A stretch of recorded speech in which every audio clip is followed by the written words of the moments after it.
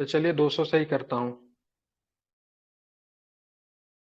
Paid में जिनको भी लेना है ग्रुप में एक नंबर होगा, उस पर आप पेमेंट कर दीजिए। अब मैं मुझे मैसेज कर दीजिए, आपको लिंक प्रोवाइड करा दिया जाएगा। ठीक है, जल्दी कर लीजिए क्योंकि 100 बच्चे के बाद 1999 फ्यूज का हो जाएगा। ठीक है, बताना है आगे। ठीक है, 201 नंबर से देखेंगे प्रश्न को क्या है। तो 201 नंबर प्रश्न देखिए, भारत में पवन ऊर्जा फार्म की विशालतम पेटी अवस्थित है, कहाँ पे है?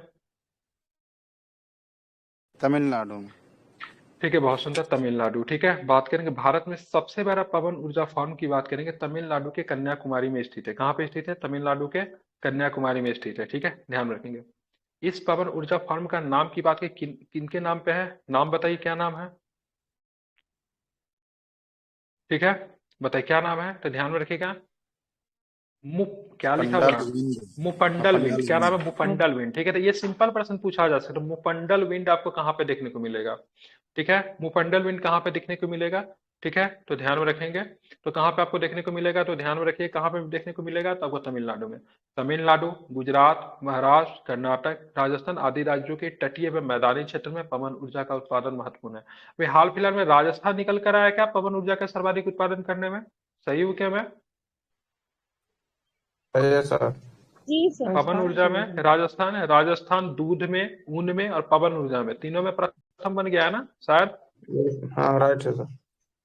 ठीक है, ध्यान में इसको रखेंगे। ठीक है, अब आगे चलते हैं।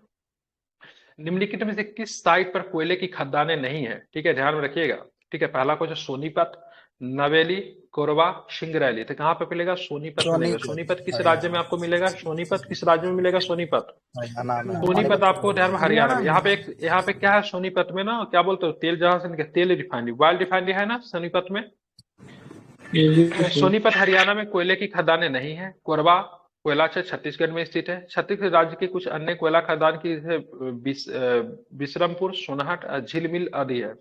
सिंगरौली, ठीक है, सुहागपुर, सतपुरा, कोलपीट, उमरिया आदि प्रमुख कोयले खदान मध्य प्रदेश में है। ठीक है, सिंगरैली, सिंगरेनी कोयला भंडार तेलंगाना में है। तमिलनाडु का नवेली क्षेत्र लिग्नाइट के कोयला के लिए प्रसिद्ध है। लिग्नाइट को किस प्रकार का कोयला कहते हैं? भूरा कोयला कहते हैं या फिर पीला कोयला कहते हैं? कैसा कोयला कहते हैं लिग्नाइट को? भूरा कोयला। भूरा कोयला के नाम से भी जाना जाता है। ठीक है, अमरकंटक पठार, ठीक है, अमरकंटक पठार, मैकाल पहाड़िया और ठीक है बिलासपुर कटनी का पठारी क्षेत्र किस किस उपस्थिति के लिए जानी जाती है? ठीक है, अवरक के लिए, बॉक्साइट के लिए, चूना पत्थर के लिए, तांबा के लिए। ठीक है, प्रश्न ध्यान से पढ़िए, बन जाएगा आंसर।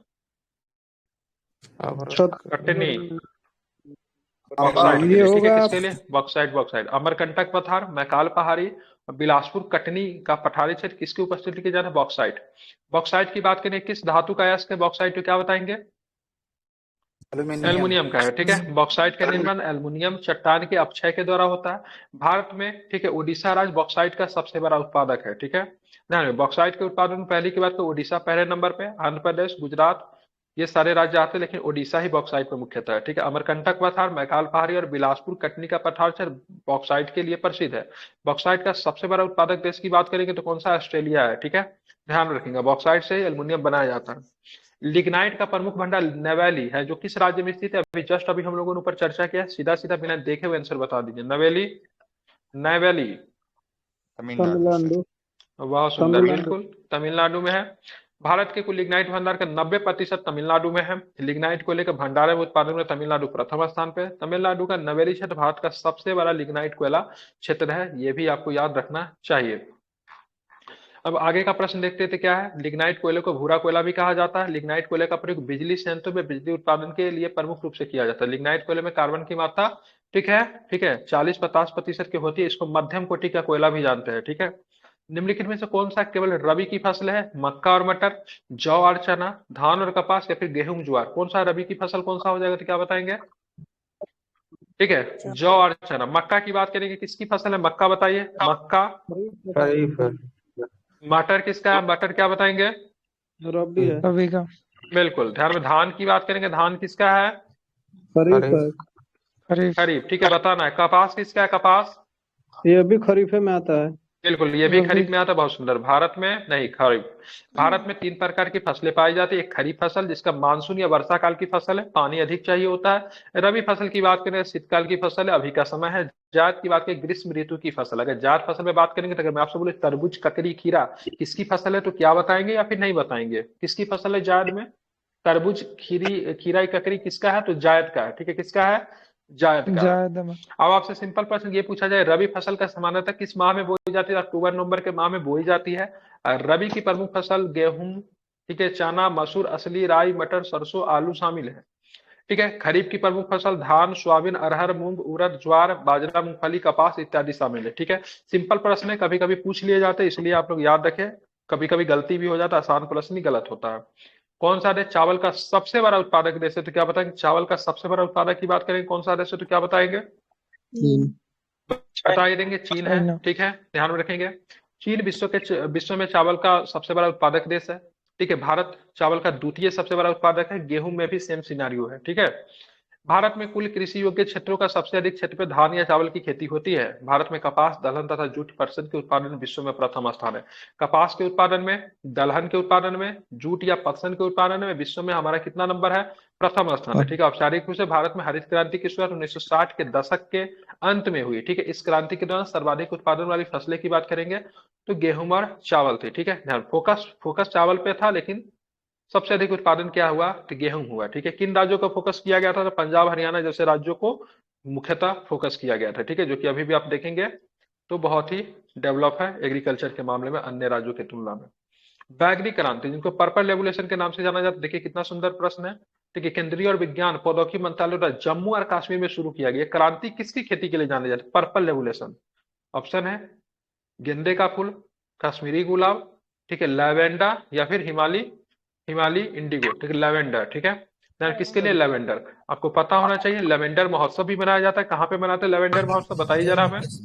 जम्मू कश्मीर। कश्मीर। बिल्कुल ठीक है, बैगनी क्रांति की बात करेंगे, लेवेंडर की खेती से संबंधित बहुत इंपॉर्टेंट प्रश्न ध्यान में रखिएगा, जिसे केंद्रीय विज्ञान और प्रौद्योगिकी मंत्रालय द्वारा जम्मू और कश्मीर में प्रारंभ किया गया। इस क्रांति का मुख्य उत्पाद लेवेंडर का तेल है। ठीक है, ध्यान में रखेंगे, लेवेंडर का इत्र। लेवेंडर का इत्र का प्रयोग किसके बनाने के लिए किया जाता है? अगरबत्ती वगैरह में जो खुशबू जो देखते हैं सुंदर सुंदर, तो कहीं ना कहीं से लेवेंडर का इत्र का प्रयोग किया जाता है। ठीक है, ध्यान रखेगा। तो इस क्रांति का मुख्य उत्पाद लेवेंडर का तेल। ठीक है, इसका प्रयोग लेवेंडर का तेल का किस में प्रयोग किया जाता है? इत्र का प्रयोग अगरबत्ती बनाने के लिए किया जाता है। ठीक है, आप चलेंगे, मिट्टी की नमी को बनाए रखने के लिए पौधे के बीच, ठीक है, अनावरित भूमि को जैव पदार्थ की एक परत से ढक दिया जाता है। इस विधि को क्या कहते हैं?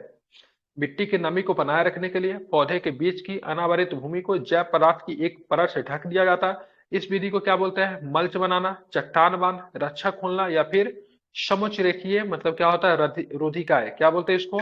तो मल्च बनाना। क्या बोलते हैं इसको? मल्च बनाना। ठीक है, मिट्टी को नम्र बनाए रखने, खरपतवार की वृद्धि को नियंत्रित करने एवं खाली जमीन के कटाव को रोकने के लिए मल्चिंग सबसे उपयुक्त प्रक्रिया है। ठीक है, इस प्रक्रिया में पौधे के बीच खाली जमीन को भूसे जैसे कार्बनिक पदार्थों के एक परत से ढक दिया जाता है। ध्यान रखिए, इस पौधे में क्या होता है?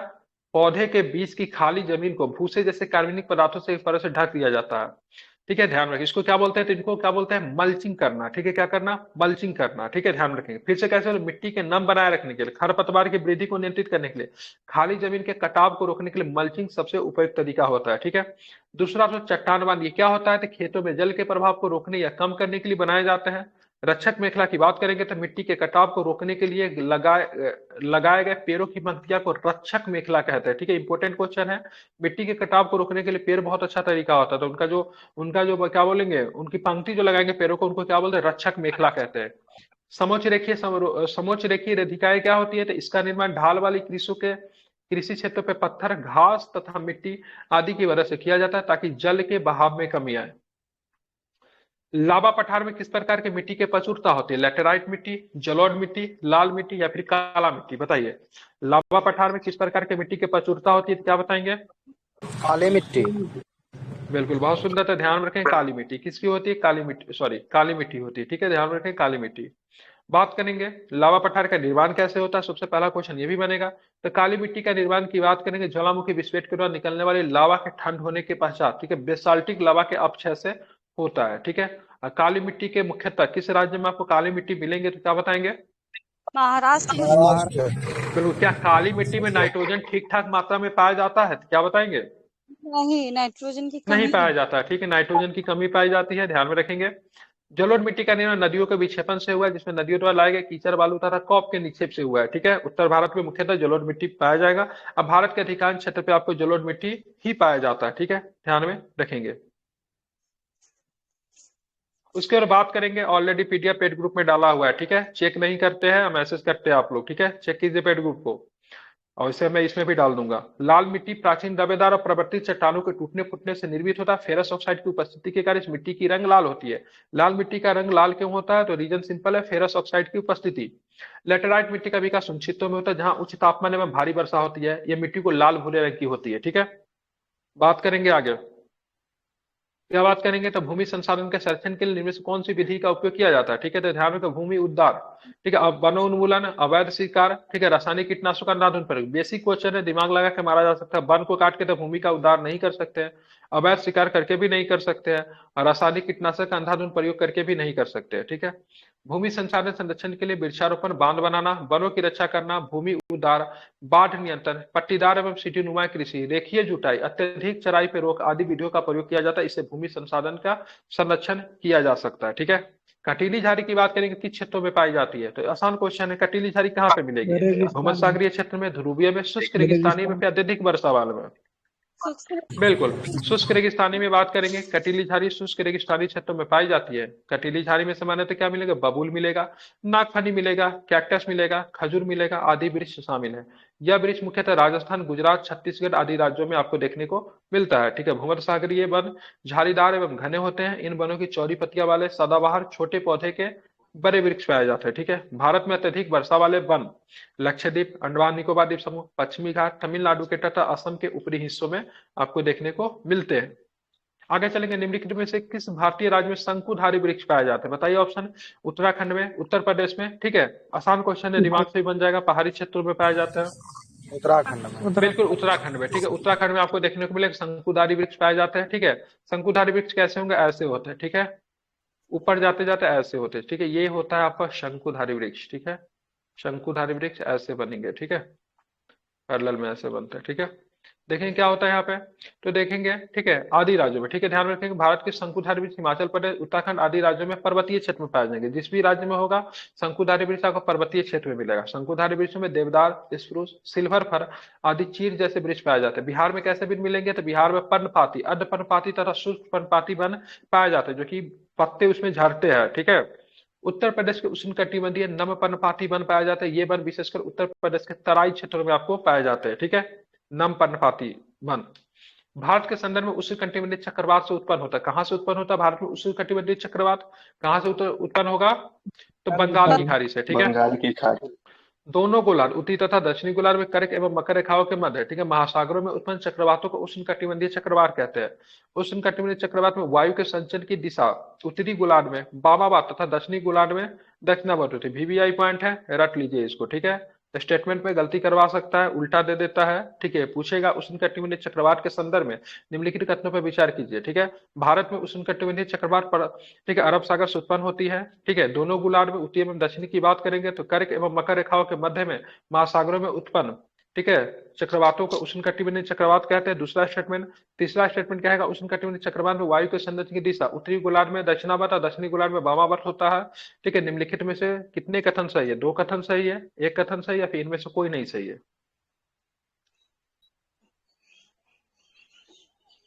ज्यादा फास्ट हो गया क्या?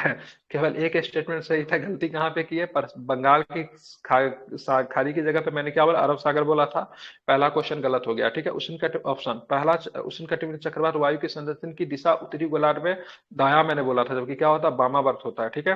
और दक्षिणी गोलार्ध में क्या होता है? तो दक्षिणावर्त होता है, इसकी जगह में वामावर्त बोला था, ठीक है। तो ऐसे प्रश्न आपको ज्योग्राफी के क्वेश्चन में आपको मिलेंगे। चक्रवात वगैरह से बहुत सारा प्रश्न आता है, पहले सीधा सीधा पूछता था, अब स्टेटमेंट पे पूछता है, ठीक है। इसलिए मैंने सोचा स्टेटमेंट आपको करवा दूं। भारत में अधिकांश उष्णकटिबंधीय चक्रवात की बात करेंगे ना, तो बंगाल की खाड़ी से ही उत्पन्न होगा, ठीक है, ध्यान में रखना है, ठीक है। अब ये भी एक चक्रवात है जिसका नाम तेज। तेज का नामकरण किसने किया? तेज भारत। भारत ने किया था, ठीक है। निम्नलिखित में से किसे विश्व का सबसे आर्द्र स्थान के लिए जाना जाता है? सबसे आर्द्र स्थान, नमी वाला स्थान कौन है? मासिन नाम, ठीक है, ध्यान में रखें, मासिन नाम, ठीक है। मासिन नाम से पहले कौन था? चेरापूंजी। चेरापूंजी। जी था, ध्यान में रखेंगे। भारत के मेघालय राज्य में स्थित मासिनाम को विश्व का सबसे आर्द्र स्थान के रूप में जाना जाता है। मासिनाम मेघालय के पूर्वी खासी हिल्स जिले में स्थित है। यहाँ भारत की सबसे अधिक औसत वर्षा दर्ज की गई। ठीक है, भारत में सबसे कम वर्षा की बात करें कहाँ पे होती है, लद्दाख में होती है। ठीक है, ध्यान में रखेंगे।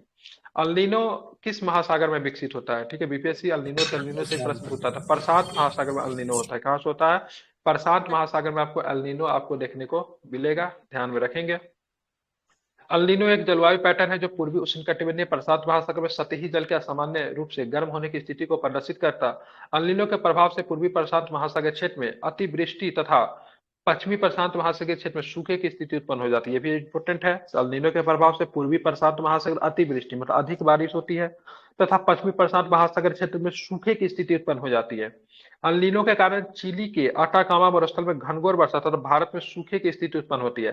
तो अल्नीनो भारत में निगेटिव इफेक्ट रखता है, लालिनो भारत में क्या इफेक्ट डालता है? लालिनो पॉजिटिव। पॉजिटिव। ठीक है, अल्नीनो निगेटिव डालेगा, लालिनो जो है क्या उस अल्नीनो की निगेटिव है, लालिनो क्या करेगा? पॉजिटिव डालेगा। ठीक है, अल्नीनो की वजह से भारत में सूखे की स्थिति उत्पन्न हो जाती है। ठीक है, ये भी आपको ध्यान में रखना है। ठीक है, अटाकामा मरुस्थल में, ठीक है, ठीक है, किसके वजह से? ठीक है, बात करें किसके वजह से? ठीक है, अटाकामा मरुस्थल में घनघोर वर्षा होती है तो अल्नीनो की वजह से। किसकी वजह से?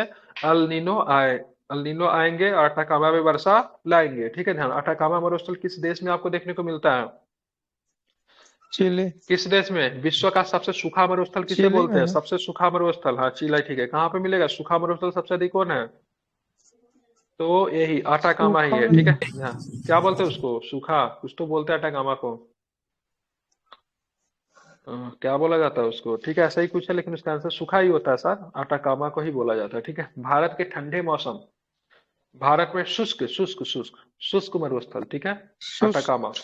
हाँ, भारत में ठंडे मौसम शीत ऋतु के दौरान निम्न में से कौन सी प्रबल हवाएं बहती है? अस्थाई पछुआ, अस्थाई पूर्वी, ठीक है, दक्षिणी पश्चिम व्यापारिक पवने, उत्तर पूर्वी व्यापारिक पवने। क्या बहेगी? तो उत्तर पूर्वी व्यापारिक पवने बहती है। ठीक है, उत्तरी गोलार्ध में दक्षिण पूर्व दिशा से दक्षिण पश्चिम दिशा में चलने वाली पवने उत्तर पूर्वी व्यापारिक पवने कहलाती है। उत्तर पूर्वी व्यापारिक पवनों का वेग ग्रीष्मकाल की अपेक्षा शीतकाल में अधिक होता है। शीत ऋतु के दौरान भारत में प्रभावित होने वाली उत्तर पूर्व व्यावहारिक पवनें अत्यधिक प्रभावशाली होती है तथा प्रबल हवाओं का रूप भी मतलब क्या करती है? धारण कर लेती है। ठीक है, शीतलहरी।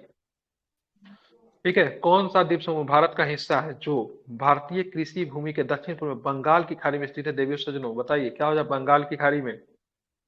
अंडमान निकोबार द्वीप समूह। जबकि अरब सागर में बात करिए कौन सा द्वीप है हमारा? अरब सागर में कौन सा द्वीप है?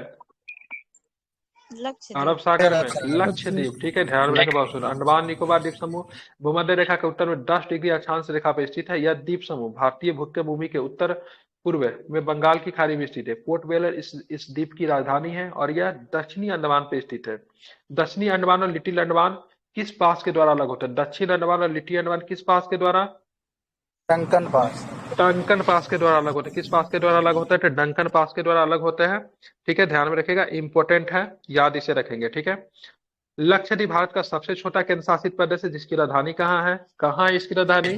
कवारत्ती है। ठीक है, जाइए मोदी जी के वहां पे एक दिन तो बिताइए कवारत्ती में। ठीक है, हालांकि रहिएगा कहाँ उसका कोई था पता भी नहीं है वहां पे। ठीक है, लिटिल चलिए अंडमान बात और करें कार लक्षद्वीप में। हाँ, लिटिल अंडमान और काल निकोबार के बीच में 9 डिग्री। कितना है? 10 डिग्री। 10 डिग्री। 10 10 degree degree. ठीक है, यहाँ पे एक प्रश्न मैं बताऊंगा। कावारत्ती की बात करेंगे ना तो वहां पे मतलब लक्षद्वीप में सलाइन वाटर को ड्रिंकिंग वाटर में बदलने का साथ भारत सरकार किसके साथ मतलब काम करने जा रही है? किस देश के साथ? इजराइल। मित्रों पता है इजराइल जो है हमारा समर्थन में खुले आम आया है, बोला से भारत का लक्षद्वीप है बहुत सुंदर है। ठीक है, हम उसको ना वर्ल्ड क्लास हेरिटेज स्थल बनाएंगे। ठीक है, उसके स्थल को क्या करेंगे वहां पे मतलब स्लाइन वाटर को ड्रिंकिंग वाटर में बदल देंगे। ठीक है, मालदीव वाला मुद्दे के बाद एकदम कूद कर आ गया इजराइल। और उसने ये भी कि क्यों आया, रीजन क्या है? मालदीव जैसे इजराइल का बहुत बड़ा मतलब विद्रोही है, मतलब विरोधी है काफी। ठीक है, ध्यान में रखेंगे, इसलिए इजराइल जो खुले तौर पर हमारे समर्थन में आया है। ठीक है, इजराइल को थोड़ा सा कहीं भी मौका मिलता है ना उस मौका को भुनाता नहीं, क्योंकि हमेशा मौके की तलाश में रहता है। तेज है। तेज नहीं है, उसको तेज नहीं बोलते हैं, वो देखते रहता है। आपको जब सभी जगह से जब आपको अनदेखा मिलेगा ना, कहीं पे थोड़ा सा अवसर मिलेगा ना, उसको तुरंत आप उसको गर्व करने की कोशिश करेंगे। ठीक है, 1962 के वार में बात के भारत और चीन के खिलाफ जब लड़ाई हो रहा था, हमने कभी इजराइल को मतलब मानता है, हमेशा से हमने फिलिस्तीन का समर्थन किया है। लेकिन फिर भी इजराइल ने हमें बोला से हथियार लोगे। हमने बोला भाई साहब हम तो हमेशा फिलिस्तीन का समर्थन करते रहे, आप हमें क्यों दे रहे हो। उसने बोला तुम दोस्ती नहीं करना चाहते हो लेकिन हम दोस्ती करना चाहते हैं। लेकिन भारत सरकार ने ऐसी शर्त की, इजराइल वहां पे एकदम छपक गया। भारत सरकार बोला हथियार तो बेचो लेकिन उसमें मेड इन इजराइल नहीं लिखा रहेगा। जबकि उस समय का पीएम ने बोला अगर हथियार जाएगा तो विथ मेड इन इजराइल लिखा हुआ जाएगा, नहीं तो नहीं जाएगा। क्योंकि भारत उस समय डर रहा था कि कहीं अगर इजराइल से अगर संबंध बनाए तो सारे के सारे अरब राष्ट्र जो होंगे हमसे नाराज हो जाएंगे। और ऐसे कंडीशन में हमारी अर्थव्यवस्था जो तेल पे आधारित हमारी अर्थव्यवस्था है, पूरे अरब राष्ट्र के द्वारा बाइकआउट किए जाएंगे तो हमारा अर्थव्यवस्था बहुत अधिक प्रभावित हो सकती है। हमने वर्षों तक फिलिस्तीन का समर्थन किया, लेकिन कश्मीर के मुद्दे पे कोई भी अरब राष्ट्र ने कभी भी हमारा समर्थन नहीं किया। इसलिए हमने भी अपना, या तो हम लोग उसे निष्पक्ष रखेंगे या फिर खुल के अंधाधुंध फिलिस्तीन का समर्थक नहीं करेंगे। हालांकि फिलिस्तीन का आतंकवादी संगठन की बात करेंगे, हमास जो है उसको हम लोग अभी तक आतंकवादी संगठन नहीं मानते, जो कि यूरोपियन नेशन और बहुत सारे अमेरिकन और ये सारे के सारे इसको आतंकवादी संगठन घोषित कर चुका है, लेकिन भारत अभी तक इसको आतंकवादी संगठन घोषित नहीं किया है। ठीक है, तो उसको तेज कहना उचित नहीं होगा। कौन सी पहाड़ी मेघालय पठार का हिस्सा। दूसरा इजराइल की बात करें, सलाइन वाटर को ड्रिंकिंग वाटर में चेंज करने के लिए एक ही के पास बहुत अच्छा है। ठीक है, इसमें ना इसका टक्कर कोई नहीं कर सकता इजराइल का। ठीक है, सलाइन वाटर को ड्रिंकिंग वाटर में कन्वर्ट कर देते हैं। ठीक है, ध्यान में रखेंगे। कौन सी पहाड़ी मेघालय पठार का हिस्सा नहीं है, बताइएगा आप लोग।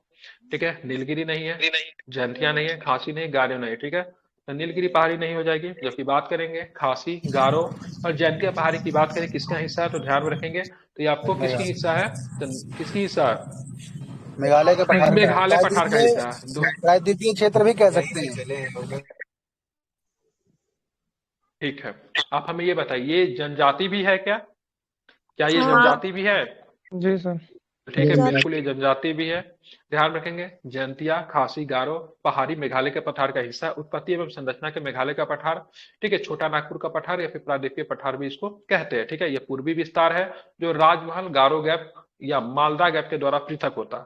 शिलोंग पीक की बात करेंगे, मेघालय की पठार की सबसे ऊंची चोटी। बहुत वीवीआई क्वेश्चन है, याद रखेंगे। मेघालय की बात करेंगे, राजधानी की बात करेंगे तो क्या है, क्या है, शिलोंग ही है। ठीक है, पूर्व का स्कॉटलैंड के मेघालय की मेघालय राजधानी शिलोंग। ठीक है, मेघालय के पठार की शिलांग। सबसे ऊंची चोटी के नाम का शिलोंग पीक है। ठीक, पूर्व का स्कॉटलैंड से किस राज्य के नाम को जानते हैं, पूर्व का स्कॉटलैंड किसे कहते हैं, मेघालय को ही पूर्व का स्कॉटलैंड कहते हैं। जो लोग बाहर है माइक बंद कीजिए। तो ऑटो में कौन से लोग हैं या फिर मतलब बस वगैरह में लग रहा है, ठीक है, बंद कीजिए। नोकरेक चोटी की बात करें, मेघालय में स्थित गारो हिल की सबसे ऊंची चोटी है। ठीक है, तो मेघालय पठार की सबसे ऊंची चोटी की बात शिलोंग, नोकरेक चोटी की बात करें मेघालय स्थित गारो हिल्स की, मतलब गारो पहाड़ी की सबसे ऊंची चोटी की बात नोकरेक, क्या नाम है, नोकरेक। नीलगिरी भारत के पश्चिमी घाट की एक पर्वतमाला है और इसकी सबसे ऊंची चोटी का डोट्टा वेड्डा है। ठीक है, उत्तकंड एक शहर का नाम है, उत्तकंड। उत्तकंड ये किस पर्वतीय क्षेत्र में आपको देखने को मिलेगा, उत्तकंड, नीलगिरी नीलगिरी। उत्तकंड को किस नाम से जानते हैं, उत्तकंड को उटकमंड बोलते हैं उसको। ऊटी, ऊटी है, ऊटी। उटकमंड बोलते हैं। उटकमंड, उत्तकंड की उटकमंड है, अच्छा ऊटी को बोलते हैं। ठीक है, उटकमंड। मंड है, कंड हम याद किए थे। ठीक है, मंड। ठीक है, चलिए कहाँ, ऊटी को बोलते हैं। ठीक है, नीलगिरी पहाड़ी में ही आपको देखने को मिलेगा। ठीक है, निम्नलिखित में से कौन सा प्रायद्वीपीय भारत का हिस्सा नहीं है। ठीक है, नीलगिरी पहाड़ी में कौन सी जनजाति आपको देखने को, जैसे बहुपति विवाह का प्रथा उसमें देखने को मिलता है, कौन सी जनजाति है, टोडा ध्यान में रखें कौन सी, टोडा। ठीक है, निम्नलिखित में से कौन सा प्रायद्वीपीय पठार का हिस्सा नहीं है, तो ध्यान में उत्तरी मैदान जो है सो आपका प्रायद्वीपीय पठार का हिस्सा नहीं है। ठीक है, उत्तरी मैदान भारत का सबसे बड़ा जलोढ़ क्षेत्र और यह प्रायद्वीपीय पठार का हिस्सा नहीं है। प्रायद्वीपीय पठार को पठारों का पठार के रूप में जाना जाता है क्योंकि यह निम्न पठारों से मिलकर बना होता है। केंद्रीय उच्च भूमि, पूर्वी पठार, ठीक है, उत्तर पूर्वी पठार, दक्कन का पठार, ये सारे के सारे है। ठीक है, सेंट्रल हाईलैंड्स, ठीक है, या केंद्रीय उच्च भूमि के अंतर्गत अरावली पर्वत श्रेणी, मेवाड़ का पठार, मालवा का पठार, बुंदेलखंड का पठार, विंध्य श्रेणी और सतपुरा श्रेणी आती है।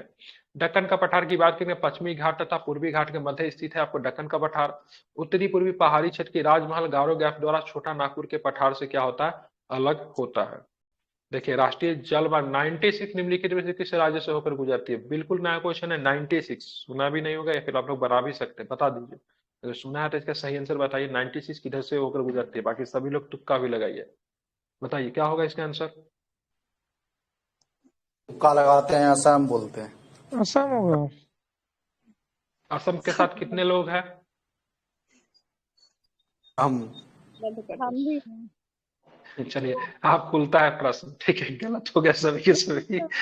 उड़ीसा में, ठीक है, कहाँ पे है?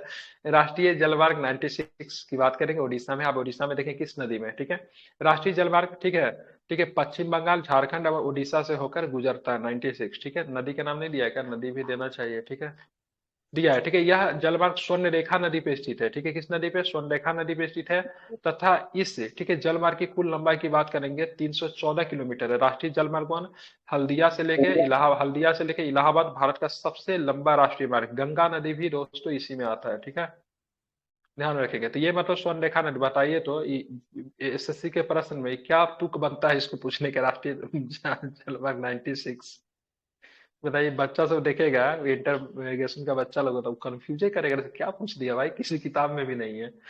Trans Siberian railway system dash महासागर तट पे सिर्फ व्लादिवोस्टोक तक जाता है। बताइए कहाँ पे है ये ट्रांस साइबेरियन रेलवे मार्ग? दुनिया का सबसे लंबा रेलवे मार्ग है ये, ठीक है। कहाँ से रसिया कहाँ में। तक है? तो ध्यान में, चीन सीमा तक शायद ठेका देता है ये, ठीक है। तो ध्यान में रखेंगे प्रशांत है, ठीक है, ध्यान में रखेंगे। ध्यान में रखेंगे ट्रांस साइबेरियन रेलवे मार्ग प्रशांत महासागर के व्लादिवोस्टोक से पश्चिमी, ठीक है, पश्चिमी रूस के पीटर्सबर्ग तक जाता है। ये शायद चीन के साथ सीमा भी बनाता है, अगर मैं गलत नहीं हूं तो। शायद जहां तक मुझे जानकारी, चीन के साथ इसका सीमा भी बनता है पीटर्सबर्ग का, ठीक है। ये विश्व का सबसे लंबा रेल, इसकी लंबाई जानते हैं कितना? 9289 किलोमीटर है। जबकि हमारे यहाँ जो सबसे लंबी रेल लाइन की बात की, जो सबसे लंबी रेल जो चलती है उसका नाम क्या है जानते हैं? कौन सा एक्सप्रेस है? विवेक एक्सप्रेस है कि बदल गया? विवेक एक्सप्रेस है। विवेक एक्सप्रेस सर 4286 किलोमीटर। हाँ, 4286 है ना, ठीक है। इससे पहले, बहुत पहले हुआ करता था कि हिमसागर एक्सप्रेस था, हिमसागर एक्सप्रेस, वो इनसे 2369 किलोमीटर थी उसकी, ठीक है। ये 4286 किलोमीटर की दूरी तय करी, इससे भी दोगुना हो गया ना, दोगुना से भी ज्यादा हो गया। भारत में जून से सितंबर तक किस एक प्रकार का महीना लग मौसम जाता रहता होगा। है? एक महीना भी नहीं लगता होगा उसका, लेकिन 10 दिन तो लग ही जाता होगा, ठीक है। इसमें सर एक सप्ताह का लगता है समय, इसमें इसमें सर एक सप्ताह का समय है सर इसमें, ठीक है। पूरा दूरी तय करने में सर 6-7 दिन का समय इसमें लगता है। बताना है भारत में जून से सितंबर तक किस प्रकार का मौसम रहता है, जून से लेकर सितंबर तक। तो यहाँ पे वर्षा ऋतु होती है, मानसून कहते हैं, ठीक है, ध्यान में रखेंगे। भारत में जून से सितंबर तक दक्षिणी पश्चिमी मानसून पवनों द्वारा मानसूनी वर्षा होती है, इसलिए भारत में जून सितंबर के वर्षा ऋतु का मौसम होता है। भारत में मानसून की उत्पत्ति संबंधित 4 प्रमुख कारण है, ठीक है। मानसून की उत्पत्ति के क्या होता है? ताप्तीय सिद्धांत, विषुवतीय पछुआ पवन सिद्धांत, ठीक है, ध्यान में रखें। जेट स्ट्रीम, एक होता है एलनीनो सिद्धांत, ठीक है, ध्यान में रखेंगे। एलनीनो जो है इसे भारतीय मानसून पे पॉजिटिव प्रभाव डालता है कि निगेटिव प्रभाव डालता है? बताइए जरा हमें, El Niño. Negative. Negative. Negative. Negative, ठीक है, ध्यान में रखेंगे। शरद ऋतु को शरद ऋतु को पतझड़ के नाम से भी जाना जाता है, क्योंकि इसमें नए नए पत्ते खिलते हैं, नए नए फूल होते हैं, ठीक है, काफी सुंदर लगता है, पत्ते गिर जाते हैं, नए पत्ते आते हैं इसी में, ठीक है। निम्नलिखित में से कौन से सेलों में पौधे, जानवर एवं अन्य सूक्ष्म जीवाणुओं को जो कभी इन सेलों में पड़े थे जीवाश्म भी हो सकते? क्या होगा? कांतरित, अंतर्भेदी आग्नेय सेल, अवसादी या फिर बहिर्भेदी आग्नेय सेल? बताइए, सीजीएल का क्वेश्चन है, ध्यान में रखिए। क्या हो जाएगा? अपसादी हो जाएगा, बहुत सुंदर। अपसादी चट्टानों पे पौधे, जानवर, इसी से पेट्रोलियम वगैरह इसी से निकलता है ना, ठीक है। सूक्ष्म जीवाणु से जीवाश्म पाए जाते हैं। ये खनिज चट्टानें कार्बनिक कणों के संचय जमाव द्वारा निर्मित होते हैं, इसलिए इन चट्टानों का परतदार चट्टान भी कहते हैं, ठीक है। और इन्हीं चट्टानों से आपको क्या मिलेगा? इन चट्टानों से खनिज तेल, प्राकृतिक गैस तथा कोयले के भंडार होने की संभावना अधिक होती है, ठीक है, ये भी ध्यान में रखना है। निम्नलिखित में से किस पर्वत श्रृंखला का नवीन बलित है? ठीक है, नवीन बलित है, आंसर नहीं दिखाऊंगा, ऐसा दिख गया। बता दें क्या होगा? आल्पस पर्वत श्रृंखला, ठीक है। आल्पस पर्वत श्रृंखला जो है नवीन बलित पर्वत का है, ठीक है। बहुत सुट्टी मिटाने के लिए बहुत है। ये पर्वत मुख्यतः आपको कहाँ पे दिखेगा? अल्पस कहाँ पे दिखेगा? यूरोप में दिखेगा। क्या स्विट्जरलैंड में अल्पस है क्या? स्विट्जरलैंड के सुंदरता की रीजन की बात करेंगे, अल्पस पर्वत ही है, ठीक है। जब किसी विपत्निक प्लेट पे दो तरफ से दबाव पड़ता है तो ये बलित होकर ऊपर उठ जाता है, जिससे बलित या मुर्दार पर्वत का निर्माण होता है। अल्पस पर्वत, रॉकी पर्वत, एंडीज पर्वत, हिमालय पर्वत आदि नवीन बलवत प्रदेश का याद रखिए, ठीक है। अल्पस की बात की यूरोप में, रॉकी कहाँ पे मिलेगा मित्रों? रॉकी पर्वत कहाँ पे मिलेगा? रॉकी मिलेगा उत्तरी अमेरिका में। बिल्कुल, ठीक है। एंडीज कहाँ पे मिलेगा? Andes south America. साउथ में मिलेगा, ठीक है। और दक्षिण एशिया में आपको क्या मिलेगा? हिमालय मिलेगा, ठीक है, ध्यान रखिए। सारे के सारे क्या है? नवीन बलित इससे पर्वत दो श्रृंखला। क्वेश्चन आया हुआ था ये अल्पस से, इससे जितना इसमें है यूपीएससी हाँ में ठीक है, जीके सब प्रश्न पूछेगा ही, ठीक है, ध्यान क्वेश्चन रखेंगे, है। ठीक है। हाँ, आरावली पर्वत श्रृंखला की बात करें, अल्पेशियन पर्वत श्रृंखला आदि प्राचीन मोरदार अवशिष्ट पर्वत के प्रमुख उदाहरण है। आरावली पर्वत श्रृंखला दिल्ली से गुजरात तक विस्तृत है। दोस्तों आपको जान के खुशी होगी, से राष्ट्रपति भवन जो है रासीना हिल्स पे है, वो आरावली पर्वत का हिस्सा है। ठीक है, आरावली पर्वत दिल्ली से मिलेगा, गुजरात में मिलेगा, राजस्थान में मिलेगा, इन सभी जगहों पे क्या मिलेगा, तो आरावली पर्वत आपको देखने को मिलता है। कैसी पर्वत है, तो ध्यान में रखिएगा। ठीक है, मुर्दार अवशिष्ट पर्वत ध्यान में रखेंगे। कैसी है, अवशिष्ट पर्वत का एग्जाम्पल है अरावती पर्वत। ठीक है, ध्यान रखेंगे। निम्नलिखित में से कौन सी एक अपसारी चट्टान, जो भी पढ़ा रहे हैं ना सारा का सारा इंपॉर्टेंट है, एग्जाम में प्रश्न आएगा है। हम देख लेते किसी किताब को अच्छा लगता है तो ही बताते हैं। ठीक है, और ये मतलब सारे एग्जाम के लिए आपके बहुत ज्यादा महत्वपूर्ण, यहाँ तक बीपीएससी में भी इस तरह का प्रश्न पूछे ही जाते हैं। ठीक है, हालांकि सिंपल वन लाइनर नहीं पूछेगा, स्टेटमेंट में पूछ लेगा, लेकिन फैक्ट वगैरह यही रहेगा। ठीक है, फैक्ट वगैरह यही रहेगा। ठीक है, तो आपके पास अगर फैक्ट वगैरह याद रहेगा तो आप स्टेटमेंट बना लोगे। ठीक है, लेकिन केवल सिंगल फैक्ट लेके चलेंगे तो फिर नहीं से बनेगा। ठीक है, अगर मतलब अरावली पर है तो अरावली से रिलेटेड जो भी फैक्ट है सो, जैसे अरावली पर्वत किस प्रकार का है, अरावली पर्वत मतलब किस किस राज्य में आपको देखने को मिलता है। ठीक है, अरावली पर्वत की बात करेंगे तो क्या इसमें मतलब भारत का कौन सा मतलब किस किस राज्य में है, या फिर राष्ट्रपति भवन की बात करें कहाँ पे, तो इस तरह का प्रश्न आप याद रख सकते हैं स्टेटमेंट वाइज। निम्नलिखित में से कौन सा एक अपसारी चट्टान नहीं है, बताइए। तो ग्रेनाइट की बात करेंगे, अपसारी चट्टान नहीं है। तो कैसी चट्टान है ग्रेनाइट, ग्रेनाइट की बात करेंगे आग्नेय चट्टान है। ठीक है, ऐसी चट्टान है, ग्रेनाइट की बात करें आग्नेय चट्टान है। आप पूछेगा, बताइए, पूछेगा आग्नेय चट्टान के सॉरी ग्रेनाइट के बारे में निम्नलिखित में से कौन सा स्टेटमेंट सही है, तो क्या ग्रेनाइट एक अपसारी चट्टान है। दूसरा पूछेगा, ठीक है, ग्रेनाइट अपसारी चट्टान है जिसका निर्माण, ठीक है, ज्वालामुखी से निकलने वाले मैग्मा या लावा से होता है। ठीक है, पहला। दूसरा स्टेटमेंट, मृत्तिका शैल, चूना पत्थर, खरिया कोयला और बलुआ पत्थर आदि अपसारी चट्टानों के उदाहरण है। तो इस तरह के स्टेटमेंट बनाकर प्रश्न पूछा जाता है। तो ग्रेनाइट कल क्या अपसारी एमपीपीएससी चट्टान है। के मेंस में, अभी एमपीपीएससी का मेंस चल रहा है, उसमें पूछा था कि आग्नेय चट्टान के 3 उदाहरण दीजिए, ऐसे करके आया था। बताइए, तो यहाँ पे दिया हुआ है, आराम से आप कर सकते हैं। ठीक है, मृत्तिका शैल, चूना पत्थर, खरिया कोयला और बलुआ पत्थर आदि अपसारी चट्टान के आपको एग्जाम्पल है। हाँ, आग्नेय चट्टानों का निर्माण ज्वालामुखी से निकलने वाले, ठीक है, मैग्मा या लावा से होता है। भारत का प्रायद्वीपीय पठार आग्नेय और रूपांतरित चट्टानों से आपको देखने को मिलता है। पवनों का देश किसे कहते हैं, पवनों का देश किसे कहते हैं, डेनमार्क को कहते हैं। ठीक है, ध्यान रखें, डेनमार्क को कहते हैं पवनों का देश, डेनिश भी कहते हैं। ठीक है, इस देश के निवासी को डेनिश कहते हैं। ठीक है, डेनमार्क की राजधानी की बात करें, डेनमार्क की राजधानी कहाँ थी, क्या बताएंगे। कोपेनहेगन। बिल्कुल कोपेनहेगन। सभी लोगों का आवाज नहीं आ रहा है, भूख लग गई क्या आप लोगों को।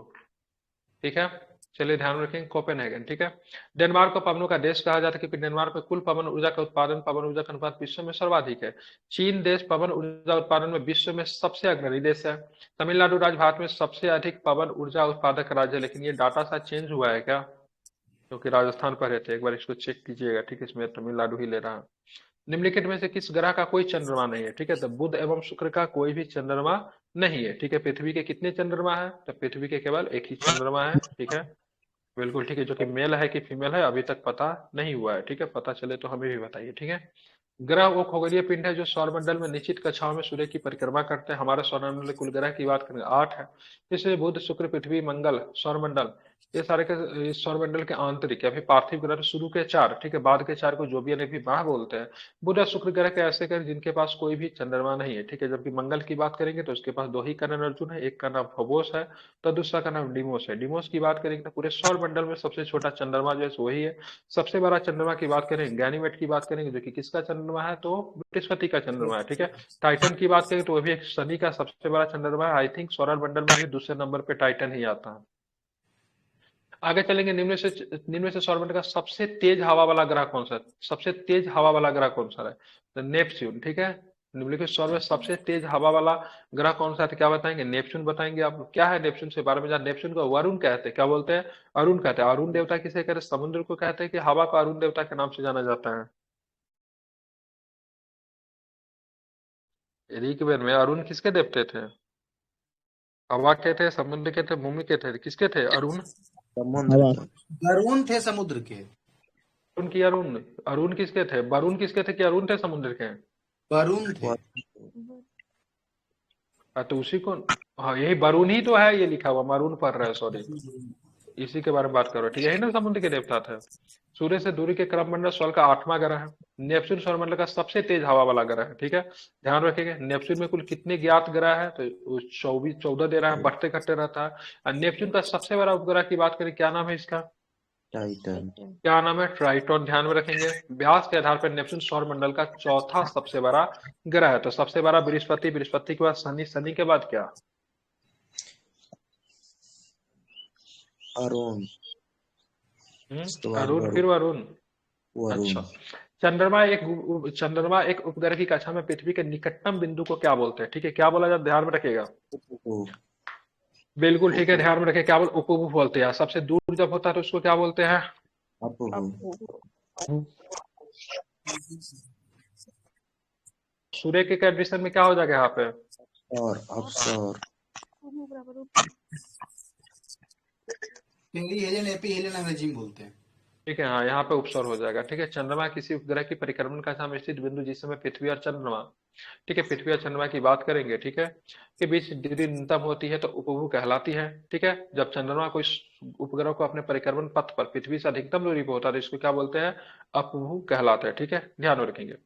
बात करेंगे भारत के मानक मेरिडियन के रूप में, देशांतर के रूप में चुना जाता है। आसान प्रश्न बता दीजिए, बताने की आवश्यकता ना पड़े। डिग्री उत्तरी। बिल्कुल, 82 पूर्वी देशांतर को कहाँ से गुजरती है भाई साहब? ये कहाँ से गुजरती है तो क्या बताएंगे? इलाहाबाद तो के उत्तर नैनी प्रदेश से। के, हाँ, मिर्जापुर, नैनी भी लेता है इसका। ठीक है, भारतीय मानक समय रेखा 5 राज्यों से होकर गुजरती है। किस किस राज्य से गुजरती है? ये ध्यान में रखिएगा। उत्तर प्रदेश, मध्य प्रदेश, छत्तीसगढ़, ओडिशा, आंध्र प्रदेश। ठीक है, इनसे गुजरती है। साथ में उत्तर प्रदेश भी आपको याद रखना है। ठीक है, 5 राज्यों से गुजरती है। अब भारतीय मानक समय रेखा एक काल्पनिक रेखा है जो कि पृथ्वी पर 0 डिग्री देशांतर पे स्थित है। ठीक है, समुद्र के एकमात्र, विश्व का एकमात्र समुद्र का नाम बताए जिनका कोई भूमि सीमा नहीं है। ठीक है, मतलब कोई भूमि सीमा नहीं, मतलब मिलता ही नहीं किसी से। सारगैसो सागर। क्या हुआ? सारगैसो सागर कहाँ पे मिलेगा? सारगैसो सागर ये, तो सारगैसो सागर उत्तरी अटलांटिक महासागर के मध्य स्थित है। ये पृथ्वी पर एकमात्र सागर है जिनका कोई भूमि सीमा नहीं है, मतलब कोई भूमि सीमा इसका नहीं है। बहुत सुंदर, सही बताया आपने। सारगैसो सागर में सारगैसम नामक वनस्पति पाई जाती है जिसके कारण इस सागर का नाम पड़ा। ठीक है, तो सारगैसम क्या है? तो यहाँ की मतलब क्या है? एक वनस्पति है। ठीक है, आप इसे भी याद रखें। पिकोरा सागर बैरेंटस सागर की दक्षिणी पूर्वी विस्तार देखने को आपको मिलती है। पृथ्वी का पपरी लगभग 98% भाग 8 तत्वों से बना। निम्नलिखित में से कौन इन तत्वों में शामिल नहीं है? ठीक, कौन इन तत्वों में नहीं आता? कार्बन, ऑक्सीजन, कैल्शियम या फिर सिलिकॉन। तो क्या बताएंगे? कार्बन इनमें शामिल नहीं होता है। ठीक है, पृथ्वी की क्रस्ट पपरी का लगभग 98% भाग लोहा, calcium, sodium, oxygen, silicon, potassium, aluminium तथा मैग्नीशियम जैसे तत्वों से निर्मित है। पृथ्वी की पपरी का सबसे अधिक ऑक्सीजन पाई जाती है। ठीक है, कितने प्रतिशत ऑक्सीजन पाई जाती है? 46% है क्या? 46%। ठीक है, ध्यान में रखेंगे। ठीक है, अब चलेंगे आगे। क्या है तो उन सारे प्रश्नों को भी देखते हैं। क्रस्ट की बात करेंगे तो पृथ्वी की सबसे ऊपरी परत को क्या बोलते हैं? क्या बोलेंगे? क्रस्ट बोलेंगे। ठीक है, क्रस्ट किसके बने हुए? ठोस चट्टानों, बेसाल्ट और ग्रेनाइट से निर्मित होते हैं। ठीक है, तो क्रस्ट सबसे ऊपरी परत होता है, आपने सही बताया, लेकिन बताएंगे किसके निर्मित होते हैं? तो बेसाल्ट और ग्रेनाइट जैसे चट्टानों से क्या होता है? निर्मित होते हैं। मेंटल की बात करें, क्रस्ट के नीचे स्थित एक मोटी परत है जो गर्म और घने लोहे मैग्नीशियम से निर्मित ठोस चट्टानों से बनी होती है। इनको एक मेंटल बोलते हैं। पृथ्वी के सबसे आंतरिक परत को क्या बोलते हो? तो क्या बताएंगे? पृथ्वी के सबसे आंतरिक परत को क्रोड बोलते हैं। ठीक है, बोल क्यों नहीं रहे आप लोग? ठीक है, इसे भूकंपीय तरंगों की गति के 2 आधार पर बांट दिया गया। एक होता है बाहरी क्रोड होता है, दूसरा क्या होता है? आंतरिक क्रोड होता है। ठीक है, बहुत सुंदर। लैग की बात करेंगे तो वास्तविक लाइन ऑफ एक्चुअल कंट्रोल किन देशों के बीच में है? क्या बताएंगे? लाइन ऑफ एक्चुअल कंट्रोल चीन के बीच में। एलओसी की बात करेंगे तो लाइन ऑफ कंट्रोल की बात करें किसके बीच में? एलओसी की बात करेंगे, चीन नहीं, एलओसी पाकिस्तान। ठीक है, 0 डिग्री लाइन किसके किसके बीच है? 0 डिग्री लाइन हमारा किसके साथ है? 0 डिग्री लाइन बांग्लादेश के साथ। बिल्कुल, बांग्लादेश के साथ 0 डिग्री। लैग की बात करें, लाइन ऑफ एक्चुअल कंट्रोल होता है। यह वास्तविक नियंत्रण रेखा, यह भारत और चीन के बीच सीमा रेखा है। भारत के 4 राज्य हिमाचल प्रदेश, उत्तराखंड, सिक्किम और अरुणाचल प्रदेश तथा एक के साथ में लद्दाख की सीमा चीन से लगती है। ठीक है, इंपॉर्टेंट है, रट लीजिए। ठीक है, पूछ देंगे। निम्नलिखित में से कौन सा भारत और चीन के बीच एक पहाड़ी दर्रा था? बात करें काराकोरम दर्रा। ठीक है, काराकोरम दर्रा की बात करें, भारत के किस राज्य में काराकोरम दर्रा मिलेगा? पाकिस्तान के साथ लगती है, चाइना कैसे दिया? क्या? एलओसी, एलओसी वास्तविक नियंत्रण रेखा है। इसको बनाया गया था भारत और पाकिस्तान युद्ध। ठीक है, 1965 के दौरान इसको बनाया गया था। ठीक है, ये भारत और पाकिस्तान के बीच में। ठीक है, ध्यान में रखेंगे। 65 है कि 71 है? 71 नहीं, 75 नहीं, 65। ठीक है, 71 में इसका उल्लंघन किया गया था एलओसी का। एलओसी कारगिल मूवी आई थी ना? ठीक है, एलओसी का उद्घाटन 1971 के बेस बना के किया गया था। ठीक है, तो 65 में एलओसी है। ठीक है, एलओसी 65 में। ठीक है, श्योर हूँ इसमें 1965 में एलओसी रखा गया था। अब बात करेंगे तो ध्यान में रखेंगे लैग की बात हो गया, 0 डिग्री लाइन हो गया। अब यहाँ पे चलते हैं लेकिन कह रहा काराकोरम है दर्रा की कि बात। यह भारत और चाइना के बीच एक सीमा रेखा है, तो लेकिन होना चाहिए पाकिस्तान ना। एलएसी की बात हो रहा है ना, एलओसी की बात नहीं हो रहा है। LAC line of actual control, Pakistan की लाइन ऑफ कंट्रोल है वो, एलओसी है वो। एलएसी एलएसी की बात करेंगे किसके बीच में? चीन के बीच में। एलओसी की बात करेंगे पाकिस्तान के साथ। ठीक है सर। Okay sir. तो चीन के बीच एक स्थित पहाड़ी दर्रा काराकोरम कहाँ पे मिलेगा ये? तो काराकोरम हिमालय की हाँ क्या लद्दाख में लद्दाख में मिलेगा अभी हाँ काराकोरम। लद्दाख में मिलेगा, बिल्कुल लद्दाख में मिलेगा, बिल्कुल ठीक है। ध्यान रखेंगे काराकोरम दर्रा हिमालय की काराकोरम श्रेणी के मध्य केंद्रशासित प्रदेश लद्दाख में स्थित है। काराकोरम दर्रा पे ठीक है, काराकोरम के पास इस पे ही एक हिंदू तीर्थ स्थल आपको देखने को मिलेगा मित्रों, जो कि बहुत प्रसिद्ध है। मतलब क्या नाम है वो तीर्थ स्थल का? केदारनाथ में। नहीं, केदारनाथ कहाँ से लद्दाख में पड़ेगा? क्या अभी मतलब सियाचिन मानसरोवर तीर्थ स्थल है वो, युद्ध स्थल है वो सियाचिन, उसको तीर्थ स्थल बनाइएगा। अरे कैलाश पर्वत शिव जी का निवास स्थान काराकोरम रेंज में ही है, ठीक है। मानसरोवर भी है, ठीक है। काराकोरम दर्रा चीन और भारत के सीमा पे स्थित है। खैबर दर्रा के अर्घ पाकिस्तान और अफगानिस्तान के सीमा पे स्थित ऐतिहासिक दर्रा है। ऐतिहासिक दर्रा तो हमारे लिए तो नहीं, क्योंकि जितने भी आक्रमणकारी आते हैं इसी खैबर दर्रा को पार करके ही भारत में प्रवेश किए थे, ठीक है।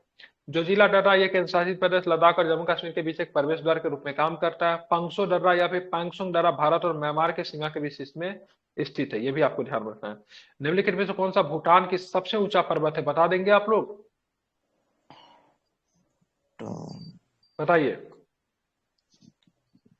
ठीक है, गंगखर पुनसुम, ठीक है। गंगखर पुनसुम सबसे ऊंचा पर्वत है, इसकी ऊंचाई 7570 मीटर है, ठीक है।